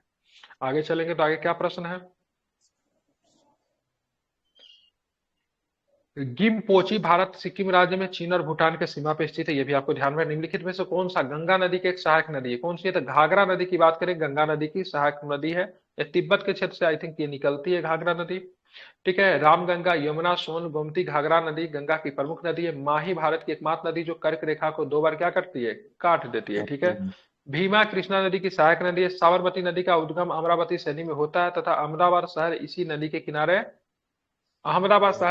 के किनारे अवस्थित है, ठीक है। साबरमती का संत तूने कर दिया कमाल, साबरमती के किनारे किसने अपना आश्रम की स्थापना की थी? क्या बताएंगे? महात्मा गांधी। महात्मा गांधी ने। बहुत सुंदर, महात्मा गांधी ने किया था। कब किया था? कब किया था? 1916 1916 में या फिर 1917 में? 1917 अहमदाबाद ले 1917 में, ठीक है। 1917, ठीक है। आगे चलेंगे। निम्नलिखित में से कौन सी नदी बंगाल की खाड़ी में गिरती है? बताइए। बंगाल की खाड़ी में महानदी गिरेगी। ये सारे के सारे नर्मदा, ताप्ती और सिंधु नदी की बात करेंगे, अरब सागर में जाके गिरेगी, ठीक है। सिंधु पाकिस्तान चली जाती है। नर्मदा और ताप्ती अरब सागर में गिरती है, दोनों नदियां इस्चुरी बनाते। सिंधु नदी उद्गम तिब्बत में 17 में ना, 16 में तो कोरचप था ना, 17 में जाके साबरमती जाता है ना, 16 में तो स्थापना करता है, 17 में जाके चला जाता है। जगह देख लीजिएगा, कोरचप नामक स्थान कोरचप आई थिंक 1916 में लेता है, ठीक है, जो कि अस्थाई था, ठीक है। और वहां पे जाके अस्थाई वाला कौन था? साबरमती आश्रम ही अस्थाई था ना। हाँ, साबरमती आश्रम तो हाँ, तो अस्थाई 1917 ही होगा, ठीक है। 1916 में जो था वो अस्थाई नहीं था, एक बार देख लीजिए। थे वहां से 1917 में साबरमती आश्रम अहमदाबाद में ले आए थे। हाँ, 1917 में साबरमती फिक्स था। जी सर। 1916 में किए थे कोरचप नामक स्थान पे, जो कि फिक्स नहीं था। 17 में फिर उसको ट्रांसफर कर दिए थे। सिंधु नदी का उद्गम तिब्बत में बोखरचू के निकट हिमनद से होता है। इसे तिब्बत में शिंगी खवान अथवा शेरमुख के नाम से जाना जाता है। सिंधु नदी के मुहाना अरब सागर में स्थित है। सिंधु जल समझौता की बात 1960 में हुआ था, ठीक है। भारत सिंधु नदी जल प्रणाली का केवल 20% जल का इस्तेमाल करेगा, ठीक है। हीराकुंड महानदी हीराकुंड बांध महानदी पे बना, ये भारत का सबसे लंबा बांध है। ठीक है, सिंधु जल समझौता की बात करेंगे तो विश्व बैंक ने इसमें क्या किया था, मेडिएटर की भूमिका निभाई थी। ये समझौता नेहरू जी चचा और मतलब किनके बीच में होता था, अयूब खान के बीच में हुआ था। ठीक है, लेकिन भूमिका किसने निभाई थी, तो विश्व बैंक के मध्यस्थता के मद्देनजर हुआ था। ठीक है, निम्नलिखित में से कौन सा बांध मध्य प्रदेश में स्थित है, तो आप लोग को पता है तवा। ठीक है, तवा बांध मध्य प्रदेश में नर्मदापुरम जिले के तवा नदी पे स्थित है। ठीक है, उज्जैनी या फिर उज्जैनी बांध भीमा नदी महाराष्ट्र में आपको दिखने को मिलेगा। उज्जैनी बांध, ठीक है, उज्जैन जगह से गलती होने की संभावना हो सकती है, वो गलती ना करे। ठीक है, तवा बांध याद है। कोयना की बांध करेंगे तो कोयना नदी पे महाराष्ट्र में है। ईसापुर की बात करेंगे, ईसापुर बांध की बात करेंगे, पेन गंगा नदी पे आपको महाराष्ट्र में आपको देखने को मिलेगा। ठीक है, ध्यान में रखेंगे। निम्नलिखित में से कौन सी यमुना नदी की सहायक नदी है, यमुना की सहायक नदी की बात करेंगे क्या है, तो ध्यान में रखेंगे चंबल नदी की बात करेंगे, यमुना की सहायक नदी है। चंबल नदी के किनारे एक प्रसिद्ध शहर है, कौन सा शहर है चंबल नदी के किनारे, कोटा। ठीक है, कौन सा शहर है, कोटा शहर। ठीक है, चंबल सिंध बेतवा केन, ठीक है, बेतवा केन परियोजना भी ध्यान में रखेगा, संबंधित है, यमुना नदी की सहायक नदी है। गंडक घाघरा सोन गंगा नदी की प्रमुख सहायक नदी है। यमुना की उत्पत्ति कहाँ से होती है, तो उत्तराखंड के यमुनोत्री से यमुना की उत्पत्ति होती है। निम्नलिखित में से राजस्थान में पश्चिम की ओर बहने वाली सबसे बड़ी नदी कौन है, तो लूनी नदी है। ठीक है, राजस्थान में पश्चिम की ओर बहने वाली सबसे बड़ी नदी जो है लूनी नदी, जो कि गुजरात में जाते जाते बेचारी सॉरी क्या होती है, गुजरात के कच्छ के रण में विलीन हो जाती है। ठीक है, लूनी राजस्थान की पश्चिम की ओर बहने वाली सबसे बड़ी नदी है। लूनी राजस्थान के अजमेर से नागा पर्वत या नागा पहाड़ी से निकलती है। ठीक है, लेकिन बहुत ही मतलब ये एकमात्र नदी जो कच्छ, ये एकमात्र नदी है ना जो कि थार रेगिस्तान को पार कर जाती है। ठीक है, ध्यान में रखेंगे, बाकी सारा सूख जाती है लेकिन थार को पार करती है, लेकिन अंतिम में जाके कच्छ में जाके मतलब क्या होती है, तो वहां पे जाके मतलब ये विलीन हो जाती है। ठीक है, निम्नलिखित में से कौन सा बंदरगाह गुजरात में है, निम्नलिखित में से कौन सा बंदरगाह गुजरात में है, तो कांडला। कौन है सा, तो कांडला ध्यान में रखेगा, ये आपको गुजरात में आपको देखने को मिलता है। कांडला बंदरगाह गुजरात राज्य में कच्छ की खाड़ी, ठीक है, अरब सागर में स्थित एक बंदरगाह है। अब इसका नाम क्या रख दिएगा, दीनदयाल पोर्ट ट्रस्ट हो गया। ठीक है, कांडला का नाम क्या हो गया, तो दीनदयाल, ठीक है, पोर्ट ट्रस्ट हो गया। पारादीप बंदरगाह की बात करेंगे उड़ीसा में देखने को मिलेगा। मारवगांव की बात करेंगे गोवा में देखने को मिलेगा। पनाम्बुर बंदरगाह की बात करेंगे तो कहाँ पर देखने को मिलेगा, कर्नाटक में आपको देखने को मिलेगा। 242 नंबर क्वेश्चन देखिएगा, आप लोग भी मन में क्वेश्चन को पढ़ा कीजिए। ठीक है, निम्नलिखित में से किस राज्य में गोदावरी बेसिन का सबसे बड़ा जल ग्रहण क्षेत्र है, तो सिंपल सी बात है, गोदावरी नदी महाराष्ट्र से निकलती है, आपको महाराष्ट्र में देखने को मिलेगा। कहाँ कहाँ पर मिलेगा गोदावरी नदी का, तो ध्यान में, गोदावरी बेसिन सबसे बड़ा जल ग्रहण क्षेत्र महाराष्ट्र में है। ठीक है, गोदावरी बेसिन का कुल जल ग्रहण क्षेत्र की की बात करेंगे तो 3,12,812 वर्ग किलोमीटर है। इस जल ग्रहण क्षेत्र का लगभग 48.6% भाग जो है से आपको महाराष्ट्र में देखने को मिलता है।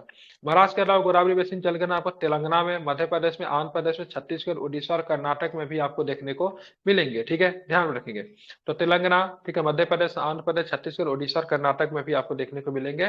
ठीक है, ध्यान रखिए, तमिलनाडु में नहीं है। ठीक है, अब आप प्रायद्वीपीय भारत की सबसे लंबी नदी की बात करेंगे, सबसे बड़ी नदी तो गोदावरी ही है। निम्नलिखित में से किस नदी के किशन गंगा नदी की प्रमुख सहायक नदियों में से एक है, किशन गंगा की प्रमुख सहायक नदी की बात करेंगे तो झेलम नदी का नाम आपको ध्यान में रखिएगा, इंपॉर्टेंट है। ठीक है, झेलम एक प्रमुख सहायक नदी है, इसे पाकिस्तान में नीलम नदी के नाम से जाना जाता है। झेलम का नाम पाकिस्तान में जाके क्या हो जाता है, नीलम हो जाता है। सतलुज की सहायक नदी की बात करें, बाष्पा, स्पीति और ब्यास जो है सतलुज की सहायक नदी है। ठीक है, ध्यान में रखेंगे। बात करें चिनाब की सहायक नदी की बात करें, झेलम और मतलब रावी की बात करेंगे तो चिनाब की सहायक नदी है। ठीक है, ध्यान में रखेंगे। ठीक है, ब्यास नदी की बात करेंगे तो हिमाचल प्रदेश के ब्यासकुंड से निकलती है। ठीक है, ध्यान में रखेंगे। भोजताल जिसे अब अपर लेक के नाम से जाना जाता है, ठीक है, निम्नलिखित में किस राज्य में, नाम से ही पता चल रहा है, भोज, राजा भोज। भोजताल मध्य प्रदेश राज्य की राजधानी भोपाल का पश्चिमी भाग में स्थित है। पहले भोजताल के ऊपरी झील अपर लेक या बड़ा तालाब के नाम से जाना जाता था, बाद में इसका नाम बदलकर राजा भोज के समान में भोजताल कर दिया गया। यह ताल भोज आर्द्रभूमि का निर्माण भी करता है, आई थिंक रामसर स्थल भी है। ठीक है, कौन सी नदी जोग जलप्रपात, ठीक है, जोग जलप्रपात बनाती जिसे गरसोप्पा जलप्रपात के नाम से भी जानते हैं, तो ये शरावती। ठीक है, क्या बोलते हैं इसको, शरावती नदी बोलते हैं। कहाँ पे मिलेगा शरावती, तो शरावती नदी की बात करेंगे तो ये आपको कर्नाटक राज्य में मिलेगा। ठीक है, शरावती नदी कर्नाटक में मिलेगा, जोग जलप्रपात भी आपको शरावती नदी पे है, कर्नाटक में मिलेगा। बात करेंगे ऊंचाई कितनी है, तो 253 किलोमीटर, 253 मीटर सॉरी। ठीक है, ऊंचाई है। जोग जलप्रपात तो महात्मा गांधी प्रपात है, गरसोपा जलप्रपात के नाम से भी जाना जाता है। बात करें सबसे ऊंचा जलप्रपात की बात करेंगे तो कुंचिकल है। ठीक है, कुंचिकल किस नदी पे है, तो ध्यान रखिए वराही नदी पे है। ये भी कहाँ मिलेगा, तो कर्नाटक में ही मिलेगा। जिले की बात करेंगे, शिमोगा जिला में आपको देखने को मिलेगा। ठीक है, शिमोगा जिला चर्चा में था, क्यों चर्चा में था शिमोगा जिला, मोदी जी ने यहाँ पे क्या किया है, तो एयरपोर्ट वगैरह का साथ शिलान्यास किया है शायद, ठीक जी है। सर। ये 455 मीटर की हाइट आपको मिलेगा। भारत का सबसे ऊंचा जलप्रपात कुंचिकल, नदी का नाम बराही, जोक की बात करेंगे नदी का नाम क्या हो जाएगा, शरावती नदी। ठीक है, ध्यान में रखेंगे। अब आगे चलेंगे तो पिछोला झील निम्नलिखित में से किस राज्य में स्थित है, तो पिछोला झील आपको कहाँ पे मिलेगा, तो राजस्थान में आपको क्या मिलेगा, पिछोला झील मिलेगा। बहुत सुंदर, वेरी गुड। आगे चलते हैं क्या देखेंगे, पिछोला झील राजस्थान के उदयपुर जिले में स्थित है। उदयपुर को झीलों का शहर भी कहते हैं। ठीक है, यह झील उदयपुर की सबसे पुरानी और सबसे बड़ी झीलों में से एक है, पिछोला झील। ठीक है, पिछोला झील का निर्माण राणा लखा के समय में एक बंजारे ने करवाया था। सांबर, राजसमंद, डिडवाना, पुष्कर, उदय सागर, पंचमदा राजस्थान की प्रमुख क्या है, झीलें हैं। ध्यान में सांबर झील की बात करेंगे तो खारे पानी की झीलें हैं। निम्नलिखित में से कौन सा ब्रह्मपुत्र नदी की एक सहायक नदी जो भूटान में होकर बहती है, क्या नाम है इस नदी का, नाम वांगचुंग नदी। क्या नाम है, वांगचू नदी की बात करेंगे तो ये ब्रह्मपुत्र नदी की एक सहायक नदी जो कि भूटान से होकर बहती है। ठीक है, वांगचू नदी को, ठीक है, रायडक नदी भी कहा जाता है। वांगचू नदी भूटान देश से होकर बहती है तथा ब्रह्मपुत्र नदी की क्या है, एक सहायक नदी है, ये आप याद रखेंगे। सितांग नदी, ठीक है, अयरवाड़ी तथा इरावदी। ठीक है, इरावदी की बात करेंगे, इरावदी, ठीक है, कहाँ पे बहती है, म्यांमार के बीच में सीमा रेखा बनाती है। ठीक है, ध्यान में रखेंगे। नदी तथा चिंदवती नदी म्यांमार में बहने वाली प्रमुख नदी है। तो सितांग नदी, अयरवाड़ी नदी, इरावदी नदी, चिंदविनी नदी, ये म्यांमार में बहने वाली नदी है। ठीक है, इरावदी नदी जो है भारत और म्यांमार के बीच में क्या बनाती है, सीमा रेखा का भी निर्माण करती है। ये भी इंपॉर्टेंट है, आप लोग इसे याद रखें। ठीक है, निम्नलिखित में से कौन सा भारतीय सर पिछोला पिछोला झील के किनारे स्थित है, तो बहुत अभी जस्ट ऊपर में हम लोगों ने चर्चा किया है, उदयपुर में है। ठीक है, ध्यान रखें, भारत के राजस्थान राज्य उदयपुर शहर का, ठीक है, पिछोला झील के किनारे स्थित है। ठीक है, ध्यान, एक प्रश्न मुझे याद आया। ठीक है, कश्मीर के गहना, ठीक है, क्राउन क्या बोलते हैं उसको, क्राउन ऑफ द कश्मीर किसे कहते हैं, किस झील को कहते हैं, कश्मीर का गहना। बुलर झील या डल झील? दो ही तो है ही, सही तो पूछ रहा हूँ, दोनों में से बताना है कि नहीं, दोनों ऑप्शन बोल दी। डल झील। हाँ, डल झील। हाँ बिल्कुल, जिन्होंने बोला है डल झील, आपको कुछ नहीं मिलता है, लेकिन आपका प्रश्न सही है। ठीक है, उत्तर सही है, डल झील। ठीक है, ध्यान रखिए, अहमदाबाद शहर साबरमती नदी के किनारे स्थित है। आगरा शहर यमुना नदी के किनारे स्थित है। कुर्नूल तुंगभद्रा नदी के किनारे स्थित है, कुर्नूल। ठीक है, कुर्नूल शहर की बात करेंगे तो जब आंध्र प्रदेश की पहली राजधानी कुर्नूल ही हुआ करती थी, जिस समय हैदराबाद राज्य था, हैदराबाद राज्य की राजधानी कुर्नूल ही हुआ करती थी। अच्छा, अंचार झील निम्नलिखित में किस राज्य में स्थित है, अंचार झील जम्मू कश्मीर में, असम में, बिहार में, मेघालय में। ठीक है, जम्मू कश्मीर में आपको देखने को मिलेगा अंचार झील। ठीक है, अंचार झील केंद्र शासित प्रदेश जम्मू कश्मीर के श्रीनगर में स्थित एक प्राकृतिक झील है। डल झील, बुलल झील, ठीक है, अनंतनाग झील, ठीक है, नागिन झील, ठीक है, सारे के सारे झील जो है आपको जम्मू कश्मीर की प्रमुख झील है। बुलर झील की बात करेंगे, भारत में सबसे बड़ी मीठे पानी की झील जो है आपको बुलर झील ही है। ठीक है, ध्यान में रखना है। आज चलेंगे, आज का 250 नंबर क्वेश्चन पढ़ेंगे। ठीक है, गुरुद्वार पतालपुरी साहिब किस नदी पे है, तो ध्यान में रखें, किस नदी पे है, ध्यान में रखें, सतलुज नदी पे है। गुरुद्वार पतालपुरी साहिब पंजाब के रूपनगर जिले में सतलुज नदी के किनारे पे स्थित है। सतलुज नदी की बात करेंगे, सिंधु की प्रमुख सहायक नदी है और ये भारत के छिपकिला दर्रे से प्रवेश करती है। छिपकिला दर्रा भारत के किस राज्य में मिलेगा मित्रों, अरुणाचल प्रदेश। छिपकिला अरुणाचल में चला गया, बदल गया क्या, हिमाचल में था ना पहले। हिमाचल में है सर। हिमाचल अच्छा, हिमाचल हमको लगा से उठ के चला गया उधर अरुणाचल की तरफ चला गया। ठीक है, ध्यान में रखिएगा, छिपकिला हिमाचल में है। ठीक है, सतलुज प्रवेश करती है। सतलुज नदी में एक विशेष प्रकार का धातु मिला जो कि अभी चर्चा में था, कौन सा धातु था, टैटलम, क्या बोलते हैं उसको, टैटलम बोलते हैं। ठीक है, ध्यान में रखेंगे। तो इस तरीके से आपका 251 नंबर क्वेश्चन, उसके बाद जैसा आदेश होगा उसको किया जाएगा, बाकी बोलेंगे तो बंद कर दूंगा। कोलूरू झील के बाद निम्नलिखित में किस राज्य में है, तो कोलूरू झील की बात करेंगे तो आपको आंध्र प्रदेश में आपको 25 और देखने को करवाइए मिलता है। सर। ठीक है, कोलूरू झील भारत के आंध्र प्रदेश में स्थित है। यह झील कृष्णा और गोदावरी नदी के, ठीक है, डेल्टा के मध्य है। यह एक रामसर स्थल भी आपको देखने को होगा, तो 50 को होगा, नहीं तो बंद होगा। कर दीजिए इसको। जैसा बताइए, होगा तो यहाँ से पूरा पूरा 300 तक होगा या फिर बंद होगा।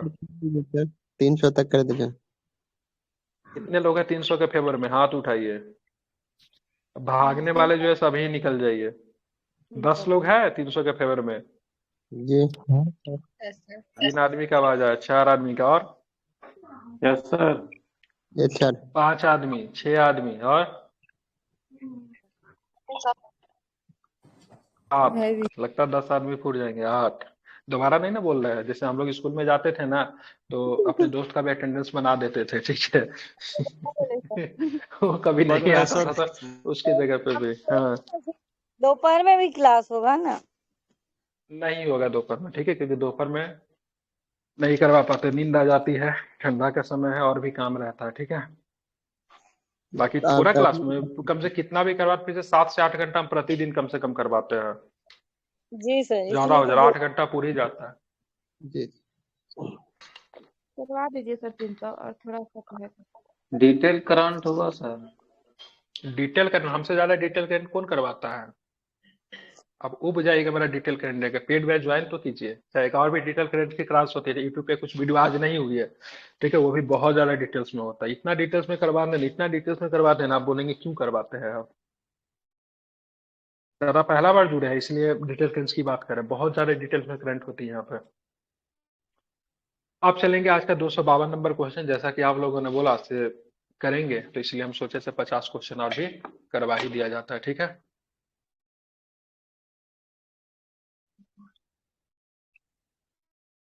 चलिए तो आप चलते हैं, शुरू करते हैं।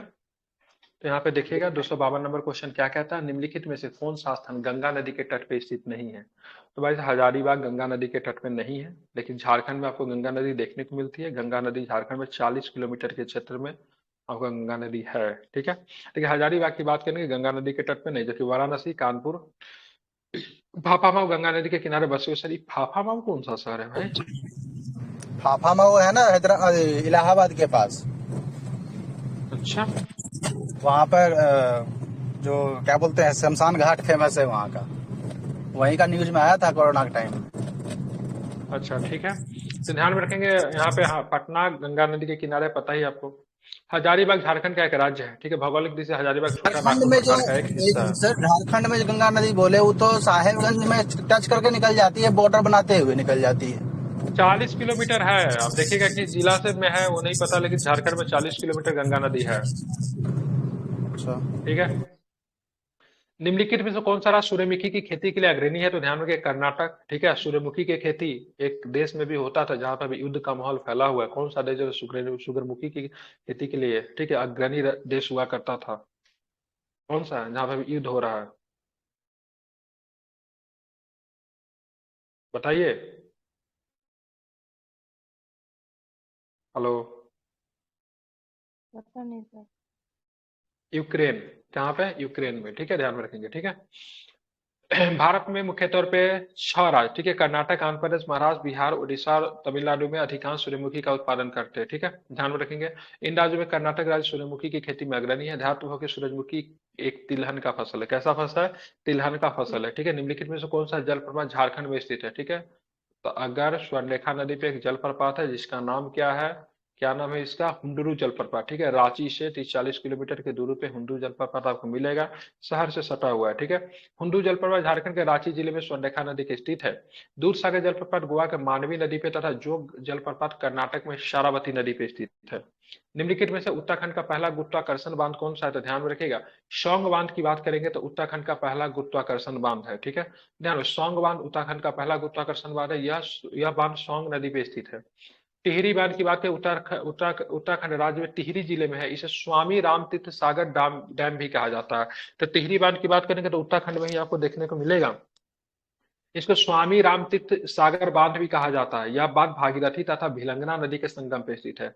टिहरी बांध भारत का सबसे ऊंचा भी बांध है, यह भी आपको ध्यान में रखना है। आगे बात करेंगे तो लिंगन, ठीक है, लिंगनम मक्की बांध निम्नलिखित में से किस नदी पे? लिंगनम मक्की बांध किस नदी पे? तो सारावती नदी पे, ठीक है। सारावती नदी की बात करेंगे तो कर्नाटक में आपको देखने को मिलेगा। आलामटी बांध की, श्रीशैलम बांध, नागार्जुन बांध, सारे के सारे बांध की बात करेंगे तो कृष्णा नदी पे ही आपको देखने को मिलता है। सारे बांध इंपॉर्टेंट है, बहुत सारे एग्जाम में पूछे भी गए हैं। निम्नलिखित में से कौन एशिया का सबसे बड़ी खारे पानी की झील है? बता दीजिए। इस बार पिछले बार मध्य निषेध वाला एग्जाम में ये प्रश्न आया था, आप लोगों ने बनाया होगा, ठीक है। क्या हो जाएगा इसका आंसर? तो ध्यान रखिएगा चिल्का झील। चिल्का झील की बात करेंगे तो चिल्का झील की बात करेंगे, ठीक है, तो ध्यान रखिएगा ये मतलब एशिया की सबसे बड़ी खारे पानी की झील। अगर भारत में जितने भी रामसर स्थल उसमें से सबसे बड़ा सबसे पहला रामसर स्थल कौन है?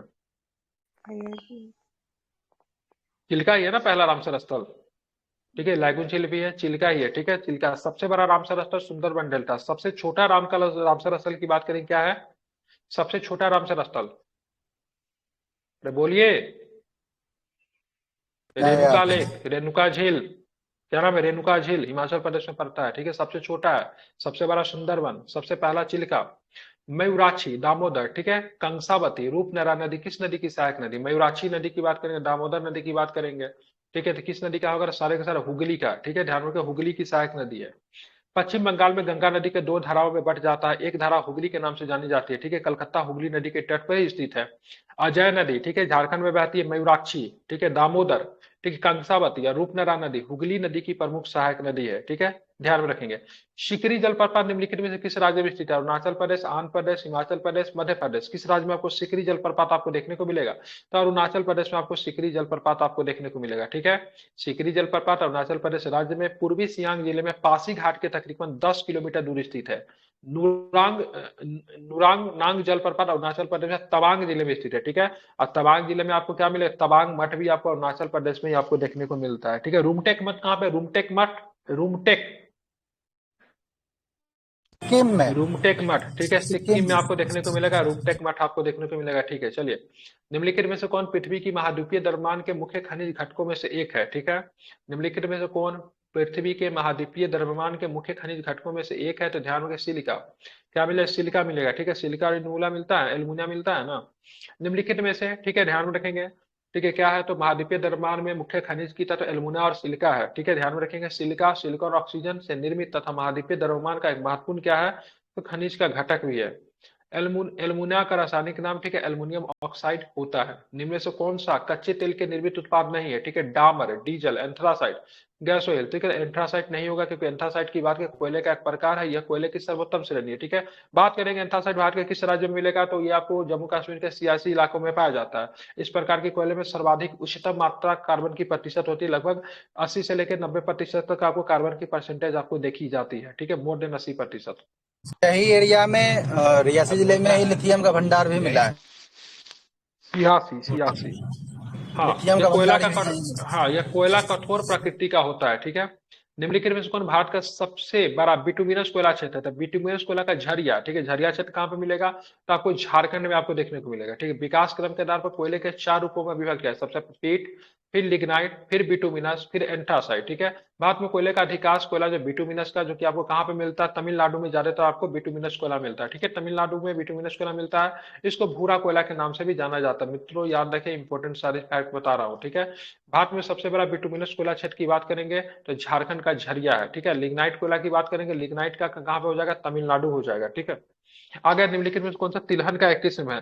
तो तिलखिन का किस नाम की बात करेंगे? ठीक है, तारामीर। जबकि बात करें अरेबिका की बात करेंगे, रोबेस्टा की बात करें, किसकी किस्म है अरेबिका रोबेस्टा? बताइए, बोलते क्यों नहीं है आप लोग? गलत या सही तो बोलिए, ठीक है, इतना शांति भी ठीक नहीं है, ठीक है। तो ये दोनों के दोनों कॉफी के किस्म है, किसके किस्म है? कॉफी के किस्म, ठीक है। लाइबेरिका की बात करें, ये भी कॉफी की किस्म है, ठीक है। तारामीर सरसों परिवार के तिलहन का एक किस्म है। तारामीर तेल की मात्रा लगभग 35% पाई जाती है, ठीक है। अरेबिका की बात करें, रोबेस्टा की बात करें, लाइबेरिका की बात करें, ये सारे के सारे कॉफी के किस्में हैं, इसे आप याद रखेंगे, ठीक है। निम्नलिखित में से कौन सी फसल भारत के दक्षिणी राज्यों भर में बर्ष पर उगाई जाती है? ठीक है, तो दक्षिणी, ठीक है, राज्यों में बर्ष पर उगाई जाती है चावल, ठीक है, ध्यान, वहां पे रोटी तो मुश्किल से ही मिलता है, ठीक है।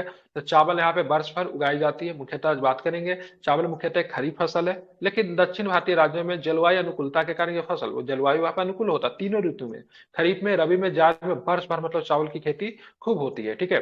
एक वहां पे बेसिन है जिसको क्या बोलते हैं? गोदावरी बेसिन, क्या बोलते हैं उसको? Godavari basin, Krishna Ganga Godavari basin sir. Krishna Ganga Godavari basin वहां पे चावल की खेती के लिए खूब जानी जाती है, ठीक है। ये बेसिन काफी उपजाऊ क्षेत्र होता है। विजयनगर साम्राज्य, ठीक है, और किस साम्राज्य के बीच में विवाद का कारण भी था, इसके वजह से बार बार लड़ाइयां होती थी। कौन सा साम्राज्य था? विजयनगर और बहमनी। वेरी गुड, बहमनी, बहुत सुंदर, ठीक है। निम्नलिखित में से किस प्रकार की भूमि पर सीढ़ीदार खेती होती है? ठीक है, तो पहाड़ी भूमि पे आपको क्या होगा? सीढ़ीदार खेती होती है। सीढ़ीदार खेती ज्यादातर पहाड़ी या पर्वतीय प्रदेशों में ढलान वाली भूमि पर बनाए जाते हैं, आप इसको याद रखिएगा, इंपोर्टेंट है, ठीक है। बात करें क्या होता है दरअसल, कौन सी यही समझ, चाय होता है, चाय हो गया, सीढ़ीदार, हाँ, इसमें उगाया जा सकता है, ठीक है। ध्यान रखें, दरअसल पहाड़ी क्षेत्रों में मैदानी इलाकों का अभाव होता है तथा ये क्षेत्र मृदा अपरदन और पानी के अति प्रभाव के लिए अत्यधिक उत्तरदायी होते हैं। इसीलिए इन क्षेत्रों पे सीढ़ीदार खेतों का निर्माण किया जाता है कि इन पर खेती की जा सके। कौन सी मिट्टी उत्तरी मैदानों के घाटियों में फैली हुई और भारत के लगभग, ठीक है, क्षेत्रफल का 43%, एक्चुअली में 43% पे पाया जाता है। कौन सी मिट्टी के बारे में हम लोग बात कर रहे हैं? ठीक, जलोढ़ मिट्टी के बारे में हम लोग बात कर रहे हैं, ठीक है। भारत के सबसे अधिक भूभाग पर, ठीक है, जलोढ़ मिट्टी पाई जाती है। भारत के उत्तरी मैदानी घाटियों का निर्माण मुख्यतः सिंधु गंगा ब्रह्मपुत्र नदियों तथा इनकी सहायक नदियों का निर्माण नदियों द्वारा लाई गई जल और मिट्टी से ही होता है। भारत के उत्तरी मैदान के अतिरिक्त तटीय मैदानी एवं प्रादेशिक भारत की नदी बेसिन या फिर डेल्टाई भागों में भी जल और मिट्टी पाई जाती है। ठीक है, इस मिट्टी को काप मृदा या फिर कछारी मृदा के नाम से भी जानते हैं, इसे भी आप लोग ध्यान में रखेंगे। ठीक है, चलिए आगे का प्रश्न देखेंगे। 267 नंबर प्रश्न क्या है? भारत का संपूर्ण उत्तरी मैदान किससे बना हुआ है? तो जल और मिट्टी से बना हुआ है। किससे बना हुआ है? तो जल और मिट्टी से बना हुआ है, ये भी आपको ध्यान में रखना है। भारत का उत्तरी मैदान एक समतल मैदान है तथा पश्चिम में सिंधु नदी से लेकर पूर्व में ब्रह्मपुत्र नदी तक फैला हुआ है। भारत के उत्तरी मैदान का निर्माण मुख्यतः सिंधु गंगा ब्रह्मपुत्र तथा उनकी सहायक नदियों के द्वारा लाई गई, ठीक है, जल और मिट्टी से हुआ है। भारतीय काली मिट्टी का सर्वाधिक विकास महाराष्ट्र के दक्कन ट्रेप के उत्तरी पश्चिमी क्षेत्र में हुआ है। ठीक है, शुष्क मिट्टी पश्चिमी राजस्थान, दक्षिणी पंजाब, पश्चिमी हरियाणा में, उत्तरी गुजरात के शुष्क क्षेत्रों में आपको पाया जाता है, जहां पे वर्षा बहुत कम होती है। ठीक है, ध्यान में रखेंगे। निम्नलिखित में से कौन सी मिट्टी भारी वर्षा तथा उच्च आर्द्रता वाला क्षेत्रों में पाई जाती है? जहाँ पे भारी वर्षा होती है, ठीक है, उच्च आर्द्रता होती है, तो वहाँ पे कौन सा मिट्टी पे? लवणीय, पीट, पीली या फिर लाल मिट्टी। ठीक है, तो ध्यान रखेंगे, वहां पे आपको मिलेगी पीट मिट्टी मिलेगी। ठीक है, तो मीट मिट्टी, जहाँ पे पीट मिट्टी होगी वहाँ पे भारी वर्षा होगा, उच्च आर्द्रता वाला क्षेत्रों में वहां पे आपको पीट मिट्टी आपको देखने को मिलती है। ठीक, कहाँ पे मिलेगी पीट मिट्टी? तो ध्यान में रखेंगे, देखेंगे तो इन क्षेत्रों में मित्र जैव पदार्थ बड़ी मात्रा में मौजूद होते हैं। इन मिट्टी को प्राप्त ह्यूमस और जैव तत्व प्रदान करते हैं। लाल मिट्टी का रंग की बात करें, लाल होता है, किस लिए लाल होता है? तो फेरस ऑक्साइड की, आयरन ऑक्साइड या फिर फेरस ऑक्साइड की उपस्थिति के कारण इस मिट्टी का लाल रंग आपको देखने को मिलेगा। ठीक है, जब लाल मिट्टी जल योजित होने के कारण पीली दिखाई पड़ती है तो ये पीली मिट्टी मतलब कहलाती है। ठीक है, लवणीय मृदा ज्यादातर शुष्क और अर्ध शुष्क क्षेत्रों में पाया जाता है। खराब प्राकृतिक जल निकासी वाले क्षेत्रों में आपको लवणीय मृदा आपको पाया जाता है। ठीक है, अब मृदा में लवणीयता को, ठीक है, सॉरी, मृदा में क्षारीयता को समाप्त करने के लिए उसमें क्या मिलाएंगे? अम्लीयता बढ़ाने के लिए क्या मिलाएंगे? चूना मिलाते थे ना? जिप्सम उसी का ना, जिप्सम होता है। एक बार अच्छा, उसी का होता है। हाँ, प्लास्टर ऑफ पेरिस का जल। नहीं, मैंने बोला मिट्टी में क्षारीयता को समाप्त करने के लिए क्या मिलाते थे? चूना मिलाते थे ना? जिप्सम।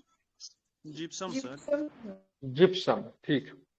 जल और मिट्टी के बारे में निम्नलिखित में से कौन सा कथन सही नहीं है? ठीक है, महानदी गोदावरी कृष्णा डेल्टा का निर्माण जल और मिट्टी से बने हैं। पुराने जल और मिट्टी को बांगर तथा नए जल और मिट्टी को खादर कहते हैं।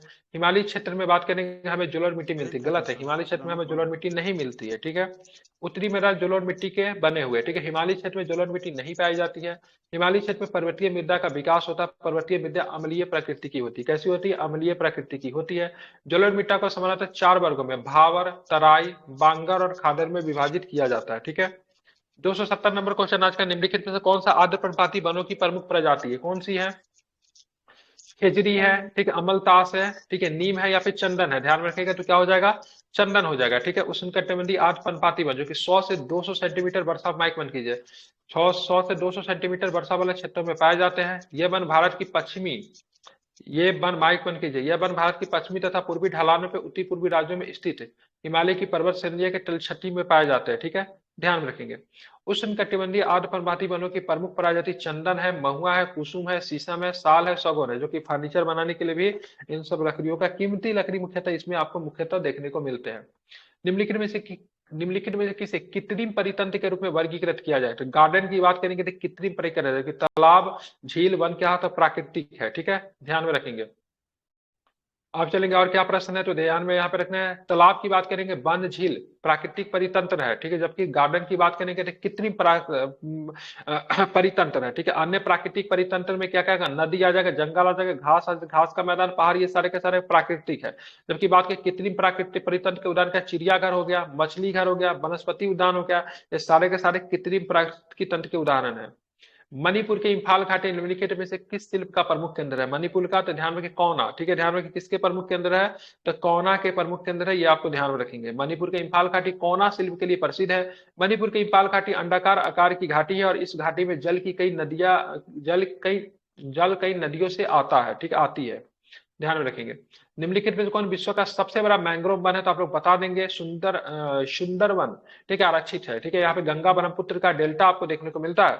भारत में मैंग्रोव वन मुख्य रूप से गंगा ब्रह्मपुत्र महानदी गोदावरी कृष्णा नदियों के डेल्टाई क्षेत्रों में अंडमान निकोबार द्वीप समूह तथा कच्छ के रण में पाई जाती है। तो मुख्यतः सबसे ज्यादा आपको मैंग्रोव वन आपको पश्चिम बंगाल के गंगा ब्रह्मपुत्र डेल्टा में, अंडमान निकोबार द्वीप समूह और कच्छ के क्षेत्र में आपको देखने को मिलेगा, ठीक है। सुंदरवन डेल्टा का नाम सुंदरी नामक वृक्ष से उसका सुंदरवन नाम पर है, ये भी आप लोग ध्यान में रखेंगे।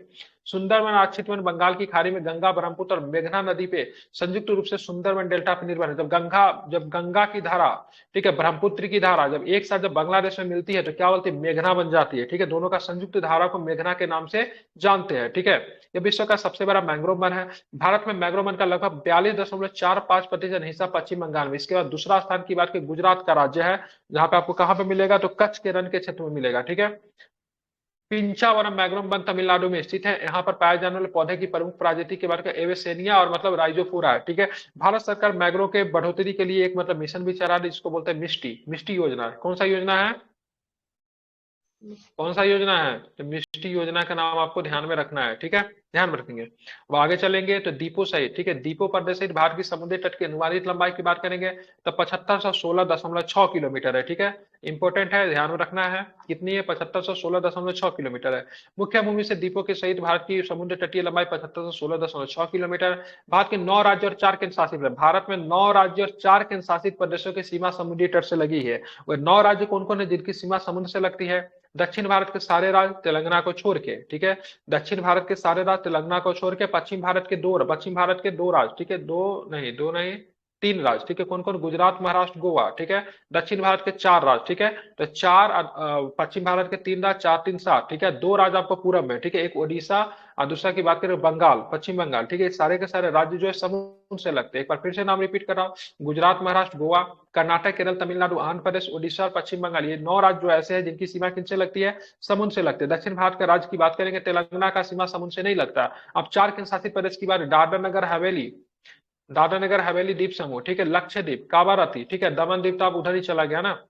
दमन द्वीप की बात करेंगे तो पुडुचेरी, ठीक है, ध्यान रखें, दादरा नगर हवेली और दमन द्वीप एक साथ आ गया, पुडुचेरी दूसरा, लक्षद्वीप तीसरा, अंडमान निकोबार द्वीप समूह की बात करेंगे, ध्यान रखेंगे चौथा। ये 4 केंद्र शासित प्रदेश जो है जो कि सीमा इनकी समुद्र से लगती है। तो 9 + 4 13 राज्य ऐसे हो गए, ठीक है। पूछेगा भारत में गुजरात राज्य की तटीय सीमा सबसे अधिक लंबी है, लेकिन पूछेगा 13 राज्य में सबसे अधिक तटीय सीमा किसकी लंबी है? तो आपको मित्रों अंडमान निकोबार द्वीप समूह के साथ ही जाना चाहिए, ठीक है, क्योंकि यही आंसर सही होगा। राज्य में गुजरात का सबसे लंबा है, लेकिन ऐसे ओवरऑल में बात करेंगे तो अंडमान निकोबार द्वीप समूह ध्यान में रखना है आपको।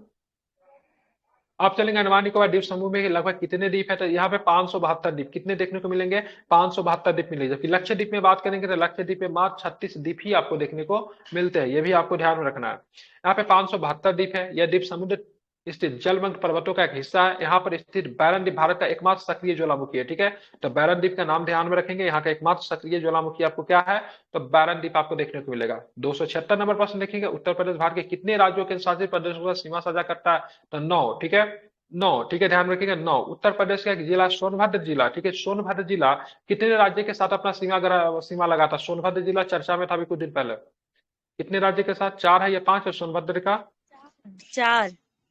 ठीक है, ध्यान रखिए 4 है, ठीक है, ध्यान रखिए। उत्तर प्रदेश के 9 राज्य और केंद्र शासित प्रदेश को साथ सीमा साझा करता है, जिसमें 8 राज्य है और 1 केंद्र शासित प्रदेश। 1 केंद्र शासित प्रदेश कौन होगा? तो दिल्ली हो जाएगा। क्या हो जाएगा? दिल्ली हो जाएगा, ठीक है, एनसीआर का इलाका है। बाकी हिमाचल प्रदेश, हरियाणा, उत्तराखंड, बिहार, झारखंड, राजस्थान, मध्य प्रदेश, छत्तीसगढ़, ठीक है, 8 राज्य प्लस 1 केंद्र शासित प्रदेश के साथ उत्तर प्रदेश का सीमा लगता है। इंपॉर्टेंट है, पूछा जाता है, ध्यान में रखेंगे। मरुस्थलीय वर्षावन, प्रवाल भित्ति और मैंग्रोव विविधता की विशेषता क्या है? तो मरुस्थल वर्षावन, प्रवाल भित्ति और मैंग्रोव की विविधता का विशेषता क्या है? तो इसको पारिस्थितिकी बोलते हैं, ठीक है, इकोसिस्टम। इकोसिस्टम शब्द को किसने दिया? टांसले ने दिया था। किसने दिया था?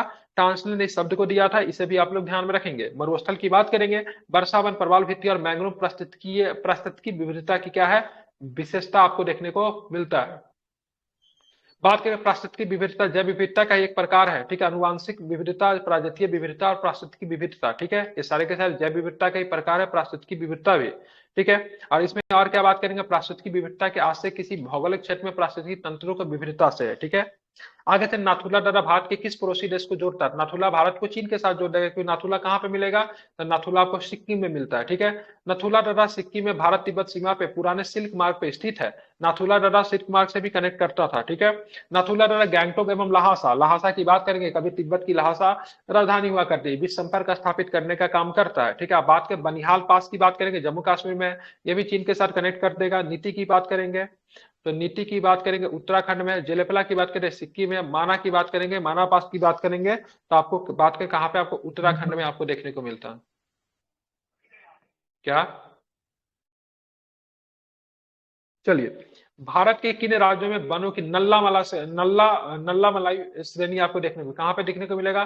तो आंध्र प्रदेश और तेलंगाना में, ठीक है। कहां के? आंध्र प्रदेश तेलंगाना में आपको नल्ला माला आपको देखने को मिलेगा। नल्ला वाला वनों की श्रेणी की बात करेंगे तो नल्ला वाला श्रेणी में स्थित है, जो पूर्वी घाट का एक भाग है। यह वन आंध्र प्रदेश और तेलंगाना में फैली है। ये कृष्णा नदी के दक्षिण में है। कहां पे मिलेगा? तो ये कृष्णा नदी के दक्षिण में आपको देखने को मिलेगा। खेतरी कॉपर बेल्ट निम्नलिखित में से किस राज्य में स्थित है? तो खेतरी तो बताने की आवश्यकता नहीं है, आराम से आप लोग राजस्थान ही करेंगे, क्योंकि ऋग्वेद में भी ये जगह प्रसिद्ध थी। ऋग्वैदिक काल का है। खेतरी कॉपर बेल्ट राजस्थान में स्थित अरावली रेंज की तलछटी में है।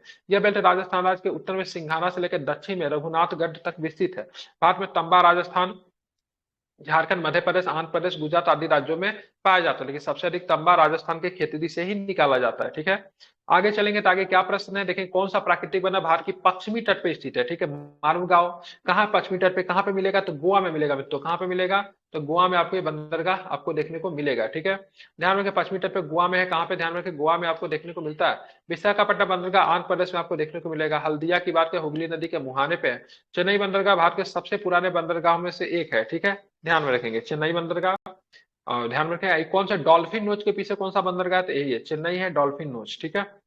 निम्नलिखित में से कौन सा पर्वतीय दर्रा उत्तराखंड राज्य में स्थित है? तो उत्तराखंड राज्य में पर्वतीय दर्रा की बात करेंगे तो मगनसा धुरा दर्रा, कौन सा? मगनसा धुरा दर्रा का नाम ध्यान में रखेंगे, ठीक है।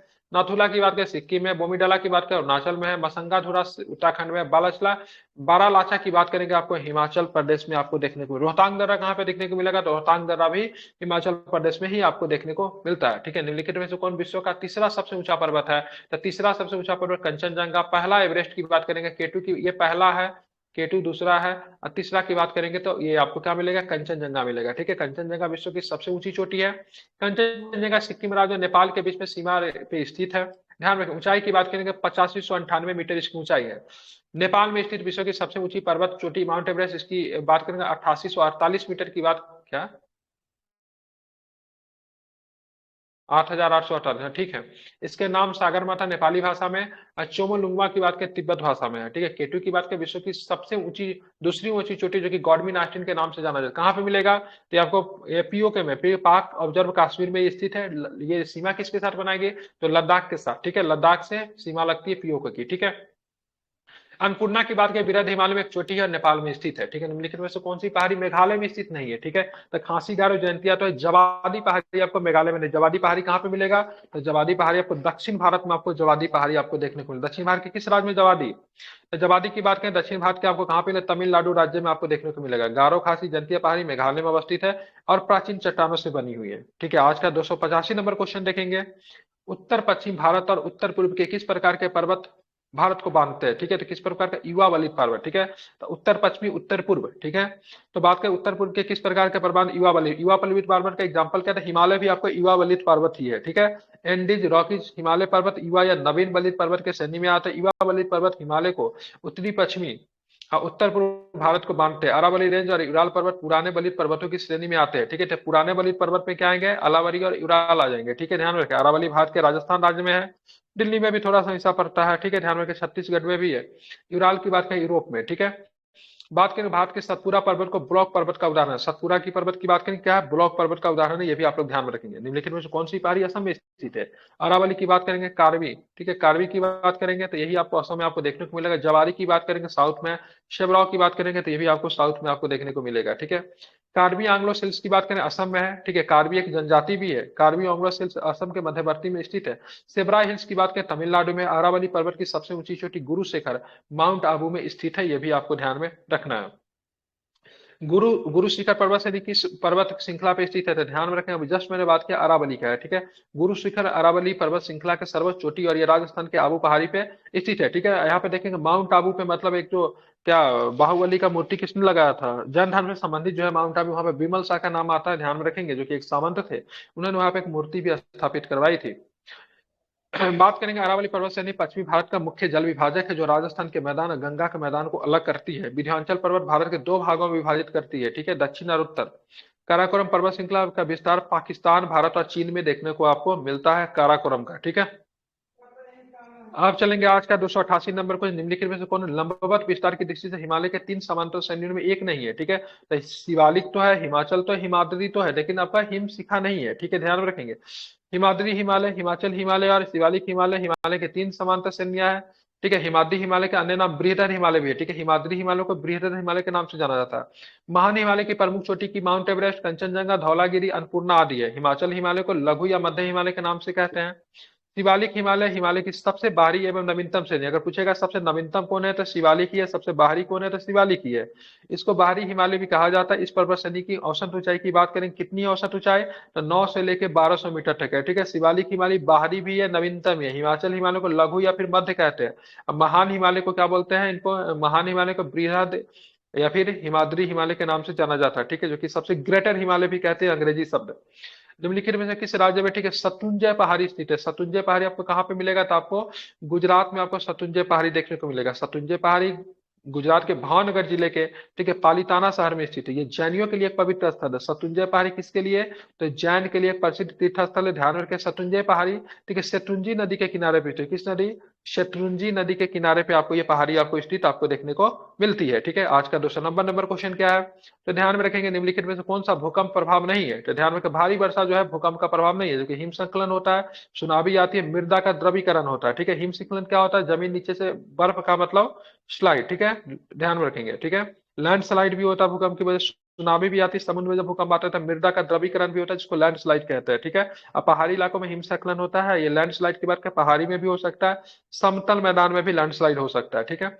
हिमस्खलन, सुनामी और मृदा द्रवीकरण भूकंप का परिणाम है, जो कि भारी वर्षा के युगमंडलीय परिघटना। सुनामी शब्द की बात करें, जापानी शब्द है।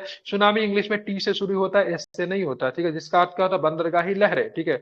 सुनामी की सर्वाधिक उत्पत्ति प्रशांत महासागर पेटी में होता है। हिमस्खलन से तात्पर्य पर्वत या ढाल के नीचे की ओर अचानक हिम बर्फ और मलबे के तीव्र प्रभाव से होता है, उसको हिमस्खलन कहते हैं, जो कि उत्तराखंड राज्य में हुआ था कुछ वर्ष पहले। आगे चलेंगे तो आगे क्या प्रश्न है देखेंगे। आज का प्रश्न संख्या 291 क्या कहता है? विश्व को किस देश में सबसे अधिक समय, विश्व के किस देश में सबसे अधिक समय क्षेत्र है? तो भाई साहब इसका आंसर आपका फ्रांस हो जाएगा, ठीक है। फ्रांस में सबसे अधिक समय सेट है। कितने समय सेट है? तो 12 टाइम जोन में फ्रांस को बांटा गया। कितने टाइम जोन में फ्रांस को बांटा गया है?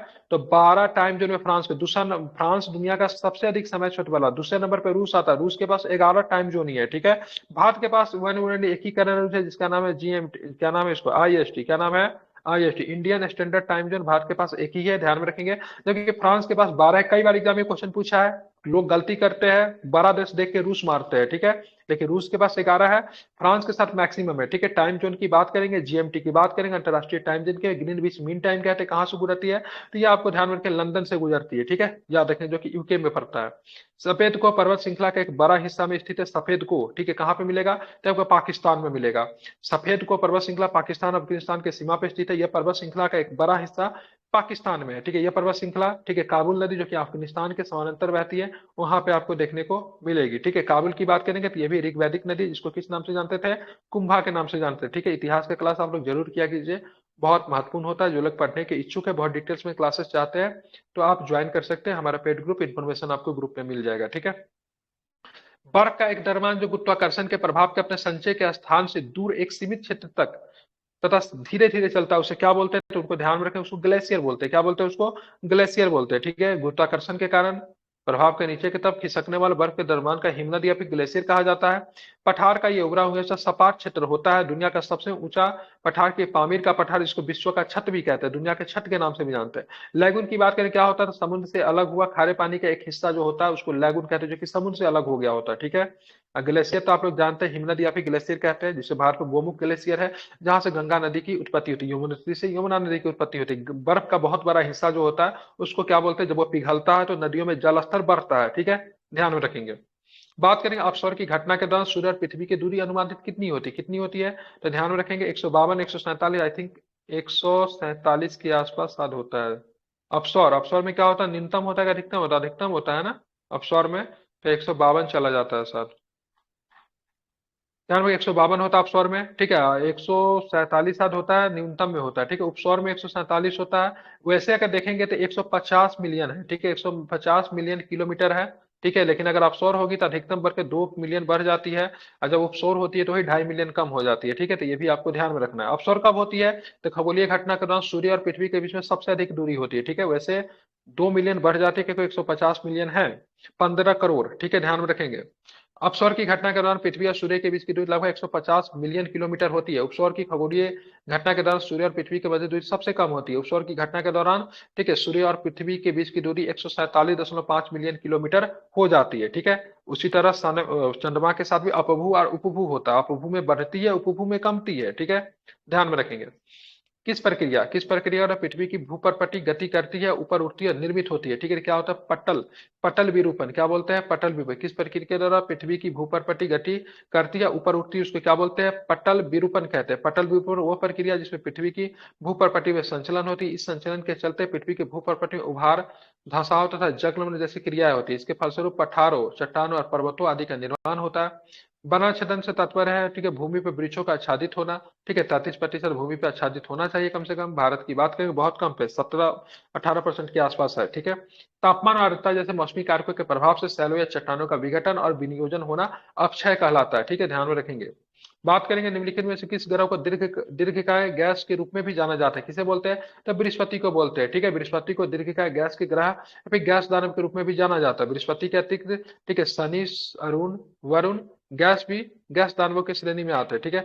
बृहस्पति ग्रह को मास्टर ऑफ गॉड्स भी कहा जाता है, ठीक है। वैसे बृहस्पति क्या है, देवता है, सबसे बड़ा ग्रह है, इसलिए मास्टर ऑफ गॉड्स कहते हैं।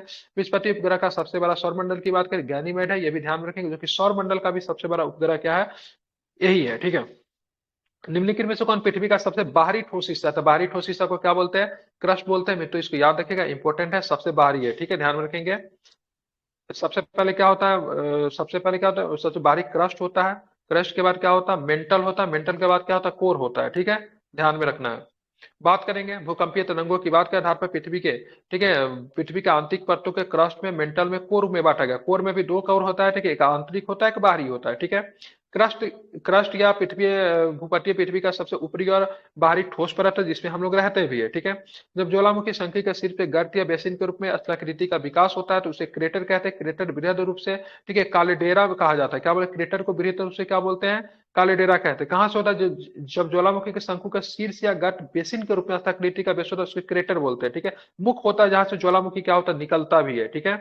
90 डिग्री पूर्वी मध्याह्न रेखा कहां से गुजरती है, तो ये सिक्किम से गुजरती है। कहां से गुजरती है, सिक्किम से गुजरती है। 90 डिग्री प्रधान रेखा, ठीक है, ध्यान में रखें, सिक्किम से गुजरती है। भारत का प्रधान रेखा की बात करेंगे तो 82 डिग्री 30 मिनट है, जो कि इलाहाबाद के नैनी या फिर मिर्जापुर से गुजरती है, ठीक है, GMT। बात करेंगे 90 डिग्री पूर्वी मध्याह्न रेखा भारत के असम और मेघालय से होकर गुजरती है। साथ ही यह रेखा भूटान और बांग्लादेश से भी होकर मतलब क्या गुजरती है, गुजरती है। आज का 299 नंबर, सेकेंड लास्ट क्वेश्चन क्या है, तो वर्ष के किस दिन में पृथ्वी सूर्य के सबसे अधिक दूरी, जिसे अपसौर कहा जाता है, ठीक है, सबसे अधिक दूरी जो होती है जिसको अपसौर कहते हैं, कब होता है, तो 4 जुलाई को होता है, ठीक है। 4 जुलाई को क्या मनाते हैं, तो 4 जुलाई को यूएसए का इंडिपेंडेंस डे भी मनाता है। अमेरिका अपना स्वतंत्रता दिवस 4 जुलाई को ही मनाता है, उससे भी ये दिन ध्यान में रखते हैं। अमेरिका हमसे दूर है, इसलिए पृथ्वी और सूर्य के बीच में दूरी भी सर्वाधिक होती है। 4 जुलाई को अमेरिका का स्वतंत्रता दिवस याद रखिएगा, ठीक है। क्या है, तो जब पृथ्वी और सूर्य के चारों ओर अपनी दीर्घावर्तार कक्षा में परिक्रमण करते हैं, सूर्य से अत्यधिक दूरी पे होता है, तो ये खगोलीय घटना उपसौर कहती है, ठीक है, ध्यान में रखेंगे। उपसौर की बात करेंगे तो ये घटना की बात करेंगे 4 जुलाई को उपसौर होता है। जबकि 3 जनवरी को क्या होता है, तो 3 जनवरी को सूर्य और पृथ्वी के मध्य दूरी की बात करेंगे, कम होती है, इस घटना को क्या बोलते हैं, उपसौर कहते हैं। अब बात करेंगे सूर्य और मतलब पृथ्वी के बीच की दूरी 150 मिलियन किलोमीटर है, ठीक है, ध्यान में रखेंगे। जबकि बात करेंगे अधिकतम में कितना हो जाता है, 152 हो जाता है। न्यूनतम में कितना होता है, 147.5 हो जाता है, ठीक है, ध्यान में रखेंगे। लेकिन अप्रोक्स एवरेज दूरी की बात करें 150 मिलियन किलोमीटर है, ठीक है। चलिए 15 करोड़ कहते हैं उसको, ठीक है।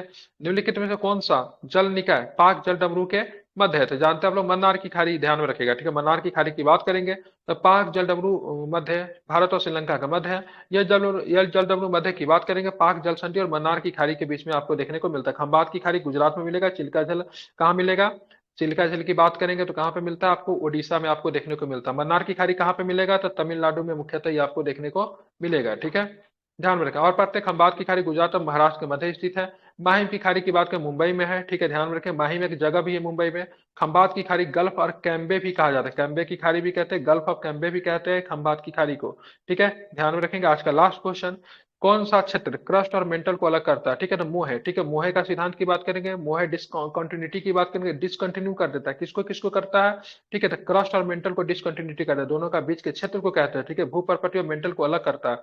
गुटेनबर्ग असंबद्धता मेंटल क्रोड से अलग करता है, गुटेनबर्ग असंबद्धता मेंटल को क्रोड से, गुटेनबर्ग, ठीक है। मोहो की बात करेंगे तो भूपर्पटी को मेंटल से अलग करता है, ठीक है, जब पृथ्वी के स्ट्रक्चर पढ़ेंगे तो उसमें सारा कॉन्सेप्ट हमारा कंप्लीट हो जाएगा, ठीक है। इसी के साथ आपकी क्लासेस 2.5 घंटा की भी यहीं पे इतिश्री करता हूँ।